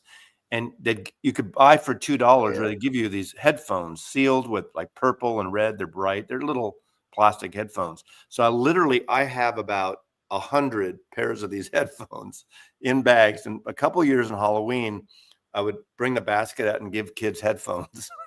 That explains why the house got egged and TP'd. Yeah. Hey, headphones, it's You better know than what? candy. Typical vinyl file. I'm trying to See, make these this days, catch kids on. can't afford eggs or toilet paper to do that kind of stuff. You know, people think it rains day in, day out. Like it's supposed to rain today, but it's like sunny right now. It's blue skies, so it doesn't rain all day usually. Hey, I would wait. You can order it from Germany, or I believe you can wait and you'll be able to get it in a better way. I'd say we'll know by the end of this month. Okay. What's not working, Fluffy? What name? Now, did you get to hear the new album? Yes. So here's what I heard songs because Angelo played. You have them. it on loop in the car and the whole trip. Actually, coming back yesterday, he played me the whole album off his phone. Shh, But- here he comes. Shh. But Harry, if you came in early to the But stream Harry? like you were supposed to, Angelo got a lacquer cut by Chris Bellman of 3 of his songs, and we listened to him on the In-Groove system. Oh, But nice. by the way, here's a picture. But Mike has shown this on his Do channel. those Wilson speakers look as ugly in person as they do in photographs? Mazzy, if you sat there and Oh, looked I've at heard Wilsons. They're incredible. I just think they're ugly ass speakers. They might not be puny, but they're ugly ass speakers. Yeah, and it's they not are just kinda ugly. before I ever knew Mike. Every time I see Wilson speakers, I think they're ugly ass speakers. But that's subjective. I understand that, and they do sound great with the right amplification. Okay, here. There's Mike's setup. Yeah. Awesome. Oh, those are not the little ones. Wow. So wait, hold it up again and just make your thing big, and let me see that again. Oh, be careful how you what say a that. vinyl file you're being today. Now, what are those speakers behind it? Are those subwoofers? Yep. Why do you, if fucking Wilson speakers in a room like that, why do you need also subwoofers if those speakers aren't good enough? No, that's not it, Maz. This goes back. Subwoofers- Transparency between I'm gonna the- explain Separate subwoofer will for people enhance the mids. for people who don't know, Mazzy is suffering from an inferiority complex because No. he's been speaker shamed by Mike. That's okay. Mike's speakers are so much No, bigger. I said this before I even knew And what kind of better. speakers Mike had, so this has nothing to do with Mike. I just think Wilsons are ugly ass speakers. I like What Wilson- amplifiers were those? Do you know, Rob? The amps he big had, ass amplifiers. he had Those a look like Macintosh. VTO. He had several things, and I'm not the big audio equipment dude, but he had a Macintosh. That's He not bad. had Angelo could speak more to what he had. In Angelo's got a nice system too. Oh yeah. Angelo Dude, they has a both- very nice him system. and Mike have the same turntable. Oh, Mike's got that one. Yeah, that Except technique. for Angelo's got 3 tone arms. So there. How big is that room? Is that room bigger than mine? I know it's carpeted and treated. Okay, so here's how it's. I Your think it's smaller than mine. okay, I was told Mazzy, size didn't matter. Mazzy, your whole front section Yeah, is opened personally. up into your kitchen. Mike, it's basically his living room. Right. So it's more of a narrow. And it's long treated. room. It's got carpets, and does he? I assume he In has. fact, I don't think he'll mind me saying this. He has a fireplace in that room, That he and covers. to isolate the sound, which I guess this is a technique. Jim, let me know if you've ever heard about doing this. He filled his fireplace with kitty litter. Yeah, Is that a thing? of course. It dampens the sound. Well, you don't want the sound, especially the bass. It'll Be just go sucked right up. into Yeah. your No, that makes sense. That right makes into your fireplace. That Now makes you sense. said that his room was treated. Has it been martinized? Yes, it's been sanitized. You know what? Have you been martinized? Does he have a cat that shits in the fireplace all the time? No, but Hey. I had the urge to poop right in front of his speakers. You know, I've heard great sounding The Wilsons. Angelo being a chimney sweep. Wilsons sound amazing in the right setup. I'm not dissing the speaker. Okay, That here's my- robotic look just here's my. If I'd had experience, those Evan. Wilsons, I would have towed them out a little more. you They can't look like tell. they were him. kind of Listen. towed in. Listen, you fools. I've had 4 occasions to listen to Wilson's. The first is Danny Kaye invited me, and I was blown away. His setup was different. And you understand when you get Wilson's, they come in for 2 days setting up the speakers. Yeah. So his setup was in a room with a lot of stuff, and the Wilsons were very close to you in this room. And they sounded amazing. Okay. Second time I heard Wilson's was at an audio show, and they sounded good there. But the third time was The charm. no, at the audio salon here in Santa Monica when Chad was there demoing his records. They sounded awesome there. I told you a story where he played Louis Armstrong's Saint Whatever Infirmary. Uh-huh. And to me, it sounded like Louis Armstrong was standing in the room singing it. Yeah. Then the fourth time was at Mike's hearing, and he played a lot of kick-ass shit. So Leland, I like Focals. I considered Focals last time when I Hold got on. my BMWs. Leland, why don't you Focal off? Okay. They're front speakers. They're good. I mean, I don't know which ones. I don't know. Do they have really high ends? I guess they do.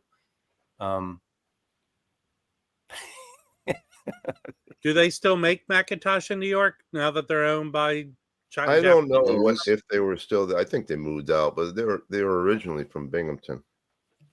It's That's when they were Focal. good. It's not Focal. It's Focal. Focal, all of you. It's Focal. Isn't it Focal? I thought it was Focal. I always say Focal. No, the other Danny Kaye has. And it's Focaccia, Not that right? Danny Not Focaccia. Not the actor, singer Danny Kaye. So I have a friend, Cemetery Harry, who's obviously dead. So I wasn't talking to him. Well, why is it? Would seem to me, based on the friends you have, that Cemetery Harry's alive. He just likes having sex in a cemetery. That's why they call him that. No. What, There were two Harrys. By that logic, you would call everyone you know dead, cemetery, whatever. Well, if there's two Harrys and one of them's dead, then the dead guy becomes Why Cemetery. can't he just be Dead Harry? Why does he have to be Cemetery Harry? Because Cemetery Harry rhymes, schmuck. Okay, eventually. Oh, there you go. There you go. Yeah. It's alliteration, my friend. So there was two. Oh, go tell your story. Go tell your story about Cemetery Harry. No, Cemetery Harry was a character in my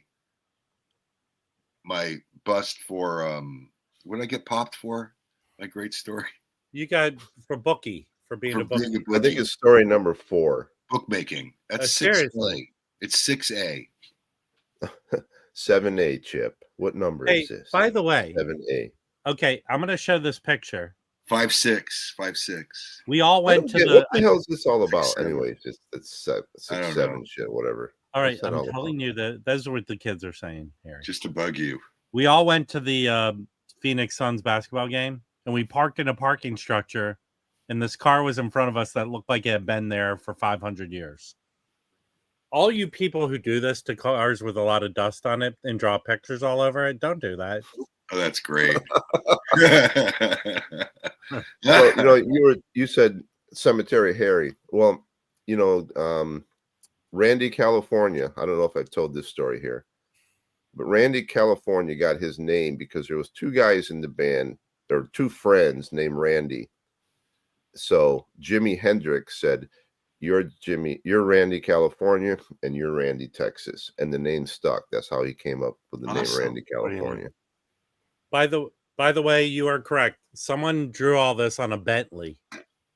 Oh, a Bentley in a garage for 100 years. Did Mike on his Wilson speakers play you any Diane Krall records?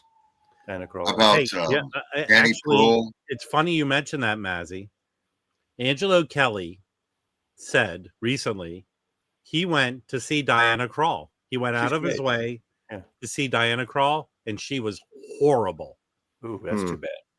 I saw Diana Krall. Her records are great sounding records, but it's that cliche, female vocalist. I saw her open for who do you think Elvis I saw her open for? Elvis Costello. Oscar Peterson. Oh, yeah. Okay. Fuck yeah. That's her mentor. I saw her open for Oscar Peterson at the Bowl. That Live in Paris album of hers is pretty incredible. So what's the worst show you guys have seen? What's that? Oh, I can tell you. Bob Dylan. Yeah, Bob. I've seen some bad ones. Yeah, actually, I can say the best concert I've ever seen is Bob Dylan, and the worst concert I've ever seen is Bob Dylan. Actually, I have something similar to say to that. One of the best concerts I ever saw was Genesis in an arena. One of the worst concerts I ever saw was Genesis in a football stadium. Huh. I'm never going. Every football stadium concert I ever went to was horrible. The best concert. I saw the Stones kill it 10 times at stadiums. They knew how to put on a stadium show. Springsteen Halloween 50 years ago was the best show I ever saw. Talk to Angelo Kelly about rub it in, okay? Dan B. Born to Run. Angelo Kelly said she was horrible. Because it was Rolling Stones 1972 Exile on Main Street tour. Hey, Dan B, did you do this to the Bentley?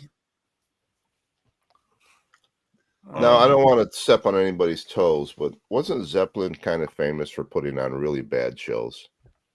I never saw them. Whose I toes saw would him. you be? I Whose saw him toes 3 would you be times. stepping on, Harry? I saw them 3 times, and as good Yes. as they were nowhere near in my top 10 or 20 live shows. But I liked them. But I saw Wilco and they were good. I've seen them. yeah, Wilco I thought were great when I saw them too. My worst show ever of all time, I think, was a Billy Joel concert I went to. Because it was extremely loud. See, I knew it. I knew it was Vance. I didn't want to step on your toes. Yeah. No, Led Zeppelin were great, but they weren't the best. Their live movies and shit are unbelievable. Yeah. The worst one I saw was just last month. It was Blue Oyster Cult. They were terrible. Really? Oh, yeah. I guess they're getting close. They just phoned it in. Are they getting pretty close to Fearing the Reaper? Yeah. I can tell you that I went to go see Double Bill, Fine Young Cannibals, and UB40. UB40 was horrible. They were the headlining band. They played 40 minutes. 40 minutes. Yeah. Wow. I'll tell you a terrible show I went to. It was at Poly Pavilion. Van Morrison, Joni Mitchell, and Dylan, the 3 of them together. Oh, my wife was at that show. She did a recording of it, I think. Is there? It was terrible. But she did it. She recorded it. She did a boot. Yeah. All the seats were strapped together. There was no room. And anyway. Listen, as far as I'm concerned, Saga had that one song and I didn't like that song. Springsteen, Winterland 78 was also amazing. Amazing. I have bootlegs. Multiple bootlegs of that. And, someone gave us some amazing pot brownies. And then ironically, the guy from Warner Brothers. Yes, I was at the We're sitting up on the front balcony because you stand downstairs. And we had this like record and invitation section, front row balcony. And he worked for Warner Brothers, not even Columbia. And he says, "Do you want to meet Bruce after?"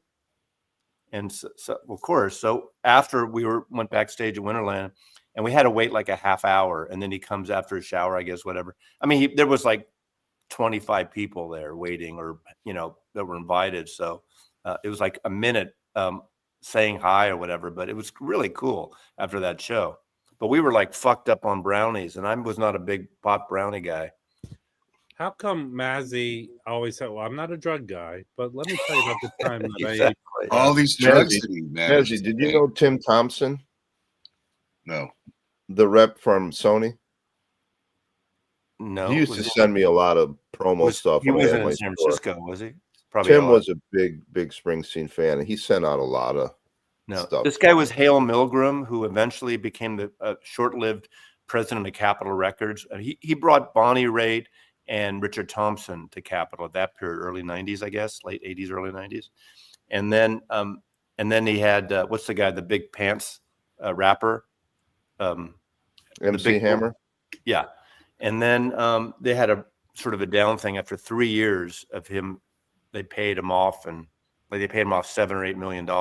There's a connection between Springsteen and MC Hammer. Bruce said that when he has a kid, or whenever he goes to somebody's house that has children, he says it's like going to MC Hammer's house with your kids, because you can't touch this, you can't touch this, you can't touch this. That was the best, worst Harry joke they've told. No, that's true. Bruce tells that story. Of course he does. Wow. Goes without Zappa saying. shows were always probably Bruce. I've never seen a bad Zappa concert ever. The first Devo show at the Mabuhay in a club, when it was lo-fi and they had like 16mm movies that the movies they made, that was pretty great because it was so different than anything. Little club shows can be the best. Sometimes. Yeah. The club shows, the first Elvis Costello show in America ever at the old Waldorf, first place he played in 76 or 7, whatever it was. That was amazing. I mean, when he was kind of young and angry, and just that first album, really good. I've got the El Macambo bootleg of that. Yeah, that's a good one. I do too. His early stuff is his best work. Yeah, I agree. I love You're that talking about organ. Elvis sound, Oh, you Costello? saw the Mothers open for Hendrix? Now that must have been something. I never really saw the Mothers. I saw 72 was the first show I saw, or 71 was the first. And you call yourself a fan. Harry, what's your Well- take on the Bruce movie? I didn't drive. I was too young. It's, it's not a feel good movie. It's not you. You don't walk out going, wow. You walk out going, I agree with you. I didn't love it. I liked some of it, but I didn't love it. All the performances I thought were good. The weak part, and John Digital Gramophone and I made an hour video talking about it, and we decided the weakest part was the script. The director wrote the script. It should have been a separate screenwriter, maybe. yeah, The acting was good. It just, I mean, at the it end, hit too close to home for me. His story growing up is very similar to my story. It's a growing depressing up. movie. And I just walked out of there going, man, it just brings back memories of shit I don't want to think about anymore. Where's the cassette tape case? They kept asking that. Give me a break. But at the end, that was Nebraska is a central part, but not the whole story, obviously. But and Nebraska was really influenced. That's why they show the scene where he's laying there and he's listening to the band Suicide. Right. And that there was a song on that album that inspired the album Nebraska. Right. And when Bruce did was it the Tom Joad show tour, I think, he ended every show with a song from that Suicide album. Yeah. But, they show the whole process, talked about the process where he's getting this record, the record company. Actually, to their credit, even though they didn't want him to do that career-wise, I mean, they know how to manage a career. They said yes, even though they didn't like to. They said yes, and it turned out okay in the end. If it didn't, see, that wouldn't happen today with a band. Probably not. But they put that out, and then after that, once they go through the whole mixing and trying to cut it again and make it right, which is kind of a cool little part. Until the end, when you have the head card and then the record hit number 3, there was no reaction of Bruce. No one talking about Nebraska after that. It's kind of like, okay, you get to that point and it's anticlimactic. What the fuck happened in Nebraska? Until you get the postscript on the, at the titles, end credits. I thought that could have been handled better. They could have talked about the influence of that. Instead of saying it hit number 3 on Billboard or whatever, they could have said this became one of the most influential records for a lot of artists. That would have been, I think, better. And it took me a long time to really like that album. It was just so different from the early stuff that I didn't connect with it until much later. I like it a lot, actually. I do now, but yeah, Devils and Dust. Anyway, Tour. That not to compare two movies together, but that other movie, I forget the title, about the British kid who discovers Bruce Springsteen in the 80s. Mm-hmm. Excellent movie. Yeah, very good. See that movie. I think I saw like seven shows on the Devils and Dust tour. How are your speakers, Harry? I love them. Did you upgrade the crossover? They're not available yet. They're still back ordered, but as soon as they're available, I will. Yeah, it'll be fine. Cool. Very nice. Wait, what's going on here? Blinded by Light was the title. I saw James Brown live a couple times. That was good. That guy's tighter than a drum. I think I saw him too late. I liked him, but he was past his peak. Who? James Brown. But he was still great, I saw him kind of late, and it just was obviously couldn't do the splits by then. He had big alcohol problems and crack. I tell you, is cliche as it seems now, going back 1976. Paul McCartney, Wings Over America. I saw 3 of those shows, 2 in the Bay Area in Oakland and San Francisco, Cow Palace, and then 1 at the Forum. And that was so amazing because the first time I'd ever, well, actually, no, it's the second time I saw Beatles, because George Harrison's 74 was great seeing him emotionally, but it was so disappointing because of his voice. Seeing Paul McCartney, Wings Over America, was seeing a Beatle for the first time. Remember, 7 years after the Beatles split up. 6 years. Incredible. I mean, he toured the most, right? I went to. Oh, yeah. I saw I don't know. I saw Paul McCartney once at the Forum, Did and George Harrison it was tour? great. He Yeah, was so great. 74. He did that tour, and his voice was shot. They should have postponed it. And then he even sings like that toured on the in Japan record. too, with Eric Clapton. Yeah, that tour should have continued because he was singing good. That's a good, good sound. But he didn't tour later, George Harrison, right? Just that Japan tour. And that was with Eric Clapton. It wasn't a solo It was tour. Eric's band. Yeah, yeah. Was there ever a chance that the Traveling Wilburys ever were going to tour? No. I don't know if they ever talked about it, but that would have been fun.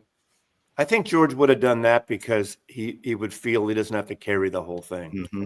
And the George never really wanted to carry the whole thing. Yeah, I don't. I'm Rick's. I agree with you. I don't go to a lot of. I would never go see Paul McCartney right now. It would break my heart. I would if the price was right. It has nothing to do with the money. I don't want to see that. Well, 3 years ago, I brought 3 of my friends, all in their 40s then, who had never seen a Beatle. And I warned them, McCartney's voice is shot and everything. We saw him at the Key Arena, whatever it's called, Climate Pledge here. And they fucking, all 3 of them loved it. And it was amazing to them. And I cringed a little bit when some of the songs he sings in his shot voice, but the band's good. He's personable. These are iconic songs, and they fucking loved it. It was great. So it goes to show, his aura. There are people who, I'm sure there are people who went and saw Sinatra in his later days who loved it too, but it was shit. I saw him at the Circle Star Theater, and he was terrible. And he was reading a teleprompter for the lyrics, and he was trying to sell. Remember, he was trying to do a pasta knockoff like Paul Newman's pastas. Wow. And it was Frank Sinatra. The only time I saw Frank Sinatra.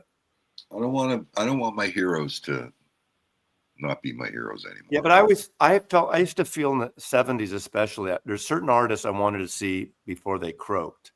Elvis Presley was one. I saw the Cow Palace, and it was like a year before he died, I guess, 76, 77, whatever.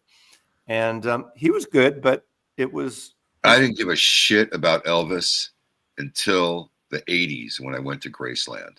And I'm like, oh, I get it. Graceland was amazing. Yeah. When I saw shag carpeting on the ceiling, I was like, I get it. I totally understand. So Jim, if I put shag carpets here, would it kind of help my stereo? No, yes. Yes. Best double bill I ever saw was Chuck Berry and Little Richard. Who opened? Chuck Berry opened. Yeah, that makes sense. I saw a hot tuna show one time at the Lions Share in San Anselmo. That's a good club. That They was were Acoustic or electric? It was electric, but the sign said hot tuna, one set only. And they came out. They didn't have a drummer. They borrowed a drummer from another band. That guy played for a couple hours, and then it was just the 2 of them, Jack and Yorma, until like 4 in the morning. 4 in the morning. They just never stopped. No drums. Yeah, I've been lucky to see 2 shows. One was electric, one was acoustic, and I like the acoustic one better. I've seen them acoustic 100 times at McCabe's. Yeah. But they had just come back from, they had cut their hair. They had just cut their hair. They supposedly. Jim, did you ever go to the Inn at the Beginning in Katati, that club? No, but I used to go to this place in Oakland all the time. I can't remember. This is old guy talk. I have nothing to Maz, have you ever been to Freight and Salvage? Yeah. The new one. I mean, I know the sound guy who worked there for like 20 years, Bob Whitfield. He came up here. He was touring with some pianist. He's a sound guy. I love that club. It's a nice venue. Yeah, it was nice club. There was a place in Hollywood called Vine Street Bar and Grill. I think David Bromberg was the last show I saw there. David Bromberg. I saw him once at Hardly Strictly. I was so glad he was on my bucket He's list. great. I saw him at the Fillmore. I saw him at the Fillmore. He headlined, and Yorma opened up. Don't interrupt, Rob. And then they played together, Jorma and David Bromberg. Oh, by the way, Diane Ladd died. Again? She's still dead. Yeah. General Francisco Franco is dead. Jorma did those great shows at his Fur Peace Ranch, which he sold like last year, I think. Brooks used to go to these guitar camps there. They would have. Yeah. Brooks went to 2 or 3 of them, and he loved them. Brooks is a guitarist? Yeah. Oh, yeah. Yeah. I feel like I'm finally starting to be able to play guitar. It's been 20-some years, but I feel like I'm starting to get it now. I just found out from Angelo Kelly, not now, like on our trip. He's related to a dude in the Dropkick Murphys, I think. Shut the front door. Yeah. It's his cousin. Am I right, Angelo? Are you watching Angelo? Am I really correct? So incestuous, you know? My family is in the nothing business. I want to see Angelo Kelly's band. Are they called Kelly's Heroes? Okay, actually, I'm putting. Hold on, guys. Great movie. I'm putting this out there for the world. I'm trying to get people together. Mike is going to go, and Groove is going. Angelo's on tour, so he can't join us. April Dembosh, who's up for it. I've been assured it's cheap to stay at a hotel. Are you up for it, Harry? I want more information, yes. Okay, here's more info. Let me give you more information. April and Dembosh. How much more information do you need? That sounds like a Woody Allen movie. Yeah. Sounds Listen, like the beginning. If anyone wants to come with me and push Harry into the river in Dembosh, come. Can I get a label to sponsor my trip? It doesn't. Listen, who wants to join? People reach out to me. I want to go. In Dembosh. Like, hotel rooms are cheap. Food's cheap. Welcome to the hotel. Here's probably what's going to happen. Since Angelo's on tour, I might leave Dembosh and go to one of the places he's playing and go see him. Would you fly into Frankfurt? Where do you fly into? I think you would fly into When do you go in April? Can you fly direct to Amsterdam? Hold on. We would fly into Amsterdam and then commute somehow to where Dembosh. You take a train. Take a train.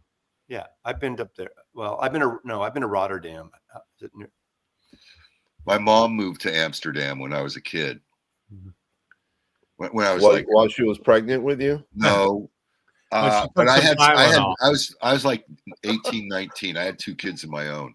And my mom moved to Amsterdam, and then she stayed way too long. She stayed for 2 years. She was an illegal alien in Amsterdam.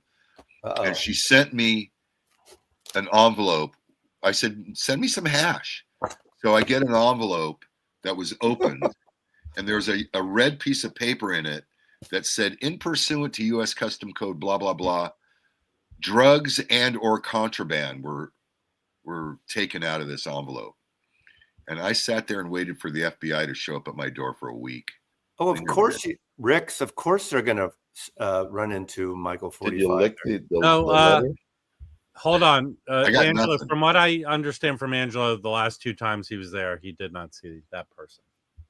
Well, it's a big show. You could avoid, but Listen, why would you want to? Mazzy, let me help you out here. I think you're a prototypical vinyl file. Let me help you out here. We're going to go to Dembosh to enjoy ourselves at Dembosh. Don't care about our detractors or enemies. Okay. This is a serious question. Has anyone visited Michael's store in Germany? His retail. He has a brick and mortar. Look, I can honestly tell you that the majority of the people here don't care about that person. Well, I'm just curious if. Oh, you know what? It's in what's it? Oh, it's in the city of. I am here from Dusseldorf, and that is why they call me. No? That was quite the setup. It didn't quite. I laughed, so I guess. Anyway, I am here from Dusseldorf, and that is why they call me. Or springtime. No, he won't be coming to Mazzy. Michael doesn't fly. I mean, he'd have to take a boat. He won't fly, at least unless something changed. Michael How doesn't. do you fly. know all this information about? Because you Michael won't. and I were, I thought, friends for Hey, about 3 Harry, years. I know. You want to hear the reason, Harry, how I know he knows Yes, someone? I'd like to know. When they first met, they took one of those dating tests. Yeah, So they filled No, out the forms. we were friends. We would do a lot of collab. We had the Four Corners videos. We did videos together. I remember the Beatles and My favorite is when they Beatles did that versus patty Kraft. cake thing. The Yeah, Beatles Kraftwerk. versus Kraftwerk video that Michael, go seek it out if you haven't watched it. It's fantastic. Michael and I thought it was a tongue-in-cheek. Memories. It's a good video. It's a good video. memories. You know, I'm disappointed that how that ended. I'll put it that way. That Yes. fell apart. Yeah, it's always sad You know what? when Many times I The get a phone relationship call falls late at apart. night. I get a phone call late at night. I hit answer, and all I hear is sobbing. Ivan, are you sure he Mazzy. flew? Wait, are you sure he flew to London rather than taking the channel or taking trains and boats? I don't know. Unless he Channel? flies now, but he didn't. Yeah. All I said, listen, everyone, there'll be a group of people, me, Leland. Let everyone know how great it was to meet me. So, who else are you thinking of going with? Not you. No, I'm. You should I'm ask Kimbo. You should ask Kimbo. Listen, it was put out there. The in-groove will probably go. Angelo's on tour, so he can't.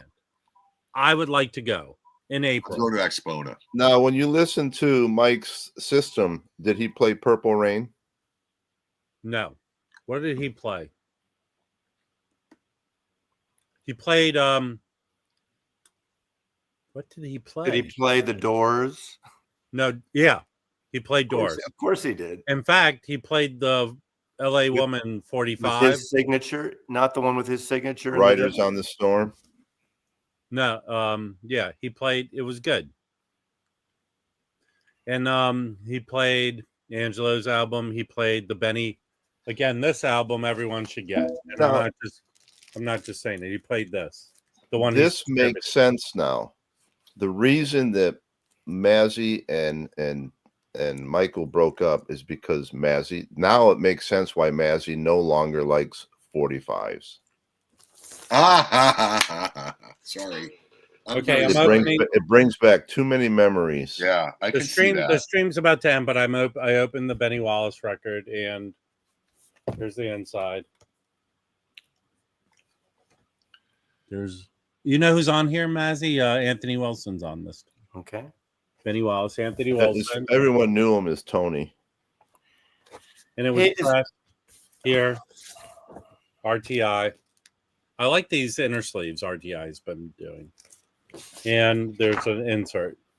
Has Okay, anyone? so there's a guy at Pasadena who has hundreds and hundreds of RTI records with no covers and no sleeves, just vinyl record. I mean, I'm talking all kinds of reissued stuff. How much was he selling them for? $5 each. Was he there this weekend? Yeah, it's what's his name? What? You know. okay. Why do they have no Wait. covers? Help me That's out. the way he got him. It's what's his name? Who is what's his name? We know a lot of what's his names. The guy who thought people were stealing from him. Oh, that guy. You know what I mean? This guy is the biggest idiot that we come across. Who? The guy who I thinks don't want to say his You name. know, Mazzy. You know. You know, Mazzy. All right, Mazzy. we're Why you 3 play minutes. this game, Mazzy? We're 3 minutes over. I appreciate everyone coming. Come back on Thursday. I would have I'll been be here here. on time, but I didn't move my clock back. Rob had a hard time this I morning. moved it figuring ahead. that shit out. In Angelo's car, Angelo had his phone on. By the way, let me tell you something. Angelo was using his phone to directions, and there's something weird about hearing Siri go. The chairman. I thought it's not in Irish. I had to say, "Hey Siri, could you stop yelling at us?" It wasn't just trying to keep taking you back to the Guinness factory. Yes, And I can only imagine riding in that car. I would have been. that Oh. Siri peeing probably has my no pants sense laughing. of humor at all. dumb cough. Done life. Zwei Bumbus. Oxenai. What kind of car did he rent? A nice Volvo. It was a Volvo. Oh, I like, thought you SUV. drove. I thought it was your car. Oh, wait. I'm going to tell you something before we leave. I know he's Driving, Irish. hold on. We're driving down the street. We stop at a stop sign, and then the fucking car attacks us. The seatbelts yank us back. That car tried to strangle me. Kelly is Really? Irish. He's Irish. He speaks German too. But All he's right. Irish. Oh, I'm going, but everyone have a lovely day. Okay, All right, see you thanks later, for Rob. listening, If you haven't everybody. voted, go vote. Okay, bye. Exercise your thing.